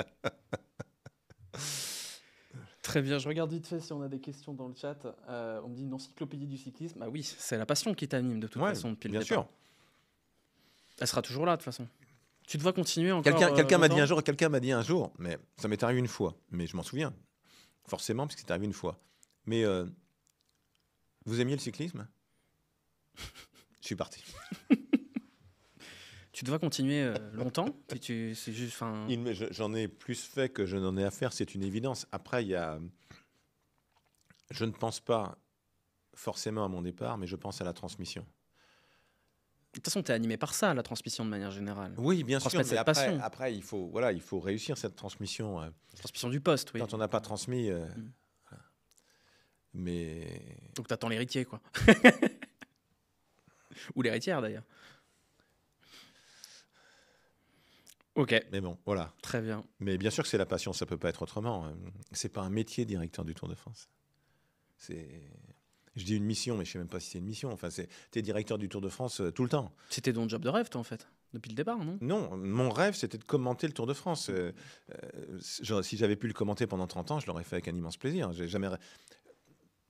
J'ai lu ça parfois à Prud'homme, je n'ai jamais rêvé d'être directeur du Tour. Ce que j'ai dit, en effet, mais ça m'énerve, parce que ça vient après. J'ai rêvé d'être commentateur du Tour de France, j'ai eu la chance de le faire à la radio, à la télé. J'ai pas rêvé d'être directeur du Tour. Mais c'est pas, je voulais pas être directeur du Tour. C'est magnifique, le Tour, c'est une chance immense. Je suis totalement privilégié. J'en ai bien conscience. Le seul qui trinque, c'est mon foie. Mais tu vois, je le fais avec le sourire. Bon, ça va en vrai. Ça s'est calmé, ça, avant. Non, c'est parce que je fais des périodes sans alcool 3 fois dans l'année. Mais, oui, je sais plus qui c'est qui m'avait dit ça, que tu avais des périodes de grande sécheresse. Avant le Tour, après le Tour, là, je rentre dans 48 heures. Ouais. Je ne bois jamais à Noël, au Nouvel An. Ah, tu bois pas à Noël, au Nouvel An? Absolument pas, rien. Là, et en fait, ma femme me dit, il n'y a qu'avec moi que tu bois pas. J'ai cassé ton dry December, là. Non, parce que non, parce que ça va s'arrêter. Non, parce que ça va s'arrêter vendredi. D'accord. Ah, désolé, heureusement, hein, tu me dis. Sinon... Ne viens pas me voir samedi, je serai... Pas très agréable. Moi, j'espère que je serai agréable parce qu'il y aura un match de l'OL. Voilà, on revient au principe. Merci Christian, on a fait un grand tour, un grand tour de tout ce qu'on avait à raconter. C'était très riche comme d'hab. J'espère que ceux qui sont dans le chat, je me retourne là alors que la caméra est là, mais le chat est là, donc c'est un peu laborieux et je fais tomber le micro évidemment. C'était un plaisir comme d'habitude. Pour moi aussi. Voilà. Merci pour le saucisson brioché, pour le vin. Ouais, après, c'est dur de faire une interview en mangeant, en buvant. J'apprends. De répondre, tu ouais, j'apprends. Ça fait une demi-heure que tu as ton bout de saucisson, là. Voilà. Et puis, je vois l'équipe technique derrière, quel âge, les enfants, ils ont soif. C'est d'autant plus rude. Et on va pouvoir le terminer tous ensemble. Ouais. Merci beaucoup de t'être rendu disponible, surtout un jour de conférence de presse de présentation de Paris-Nice. Voilà, non, mais je te l'avais promis. Ouais. Mais de toute façon, moi, j'aime ce contact-là. Le journalisme, c'est le métier de ma vie. Ma fille est journaliste, donc j'ai pas dû tailler trop les journalistes quand j'étais à la maison. Mais j'aime bien le contact direct aussi. J'aime bien les face au lecteur. C'est Ouest France qui avait inventé ça en 2016, quand on est parti de la Manche. Je me souviens et ensuite, avec Fabrice, qui est toujours derrière, qui est tellement important pour moi, on fait 3, 4, 5. Et j'aime ce contact-là. Alors, ce qui me frappe aussi, c'est que, en fait, l'une des questions qu'on me pose systématiquement quand je fais les face au lecteur, les gens disent, est-ce que le tour sera toujours diffusé sur une chaîne gratuite ? Ce qu'aucun journaliste ne m'a jamais posé comme question. C'est une évidence. Est-ce que ce sera toujours diffusé sur une chaîne gratuite ? Alors, l'évidence. Ça devrait l'être. Alors, il y a déjà une règle qui dit que c'est forcément Tour de France, toutes les étapes, hommes et femmes, sur une chaîne gratuite. Et puis, il y a très clairement la volonté de la famille Amaury qui est d'aller chercher le plus de gens possible et donc d'être sur des chaînes généralistes, gratuites et si possible de service public. Tu vois, c'est un truc qu'on n'a pas abordé du tout. On aurait pu, cette question de l'universalité du sport. Ouais, match retour. Retour. Guichard. Et tu sais que le seul Tour de France... Les 6 mois que j'ai passé... à la Méno. Les 6 mois que j'ai passé chez ASO, sur les courses, je me suis retrouvé à Geoffroy Guichard quand même, sur un Dauphiné, un contre-la-montre. Donc j'ai quand même eu droit à ça quand même. J'avais jamais mis les pieds à Geoffroy Guichard, j'ai été obligé d'aller à Geoffroy Guichard et derrière, dans ma carrière suivante, je me suis retrouvé à travailler aussi pour la Ligue de foot et donc aller à Geoffroy Guichard. Donc voilà, c'est peut-être un signe, j'en sais rien. Mais oui, pour terminer là-dessus, tu parlais d'universalité du sport. Moi, je parle principalement de football. Et je vois que c'est de plus en plus dur de parler de football français parce qu'il n'est pas disponible. Et donc, rendre les gens intéressés par le Tour de France, et je le vois chaque été, parce que chaque été, je fais la bascule, je parle de Tour, je fais des live Twitch de vélo que j'en fais un moins d'habitude. C'est beaucoup plus facile d'aller convaincre des gens de regarder le Tour parce que c'est directement accessible et c'est facile à comprendre, plutôt que de leur dire d'aller regarder un match de l'OL alors qu'il faut un abonnement à 40 balles. Voilà, donc ça, c'est sûr que c'est pas une question qu'on se pose, nous, les habitués, mais c'est quelque chose, c'est un luxe qu'on a. C'est un luxe, bon, j'espère que ce sera toujours comme ça, on ne sait jamais, mais effectivement, c'est inscrit dans le marbre, en espérant que ça reste comme ça. Merci Christian. Avec grand plaisir, merci à toi Charlie. Voilà, bah, écoute, je sais pas, l'année prochaine, quelque chose comme ça. Moi je vois très bien, en revanche, la suite immédiate là. Ouais, peut-être. Le saucisson. De toute façon, comme d'hab, on se croisera, je pense, comme d'habitude. Il y a 3 personnes derrière, Fabrice ne voit pas. Et Fabrice, il veut taper dans le saucisson brioché. Voilà, j'ai un hochement de tête. On va s'en occuper, ça va être terre brûlée. Le débrief du Tour 2025, Charlie et Christian. Non, moi je le fais de chez moi, donc toi tu seras sur le Tour, mais on se croise comme d'habitude. Cela dit, je serai à Lille aussi, donc on se croisera là-bas. Très bien. Ouais, mais je pense qu'on se croisera comme d'habitude, par hasard, à chaque fois sur l'agriculture. Voilà. Avec un immense plaisir. Et là, effectivement, pareil, c'est pas. Tu peux t'installer. Faudrait que je vois, ouais. Faudrait que je te présente Goran, le permaculteur, un petit gars qui a une ferme à Romans-sur-Isère, qui a 1 500 000 sur Instagram. Ah oui. C'est fascinant, mais le Tour passe pas vers Romans, donc ça aurait été intéressant sinon. Mais ouais, je te le présenterai parce que je pense qu'il y a des choses intéressantes. Romans, on n'est pas loin à Valence. Oui, à Valence, ouais, c'est pas très loin, effectivement. Ouais, mais bon, de toute façon, on trouve toujours le moyen de se croiser. Voilà. Et à chaque fois, moi, je trouve ça assez cool d'ailleurs. À chaque fois, c'est toi qui m'interpelles, parce que je te vois pas. Et je trouve ça assez chouette. Je me dis, je me rappelle qu'à la dernière fois, j'étais avec une amie qui me dit, mais comment ça se fait que je dis, je sais pas, c'est Christian m'aime bien. Voilà. Je te confirme. Donc voilà, merci beaucoup à toi. Reçu, d'ailleurs. Ouais, je sais, mais c'est quelque chose d'important pour moi parce que j'en avais parlé récemment. J'ai dit voilà, dans les rencontres que j'avais fait dans ma vie professionnelle, c'est pas tous les jours qu'on a la chance de rencontrer quelqu'un de ta stature qui a ce rapport humain aux gens. Qui est naturel et pourtant des gens t'en rencontrent dans la vie quotidienne. Voilà, et j'avais raconté la dernière fois, j'ai dit voilà, quand je t'avais proposé qu'on fasse ce live, tu m'avais rappelé dans la demi-heure au téléphone, en pleine journée, je suis quand même quelqu'un qui a autre chose à foutre. Et je trouvais ça important et ça m'a toujours très touché. Donc moi, ça me fait toujours très plaisir de t'avoir sur ma chaîne. Voilà, c'est un luxe pour moi. Voilà. Merci à toi, Charlie. Pour ceux qui sont dans le chat, on va s'arrêter là. On va terminer le vin et le saucisson brioché hors antenne. Merci à tous d'avoir suivi ça. Les petits contenus vélo, il y en a eu pas mal dernièrement parce que j'ai eu la chance d'animer les live Coupe de France FDJ avec plein de petits mondes sur le plateau. La prochaine étape pour le vélo, j'espère, ce sera la diffusion de Paris-Roubaix U23 et U19 comme l'an dernier. Et sinon, pour l'actualité rapide, ce sera samedi pour le match de Coupe de France contre Aulnois à Valenciennes, en espérant qu'on termine l'année correctement. Voilà, je vous souhaite à tous une bonne fin de soirée et bientôt. Merci bientôt, encore. Charlie. Merci. Ciao, bisous, à bientôt. Et il va falloir que j'aille sur le PC changer la scène.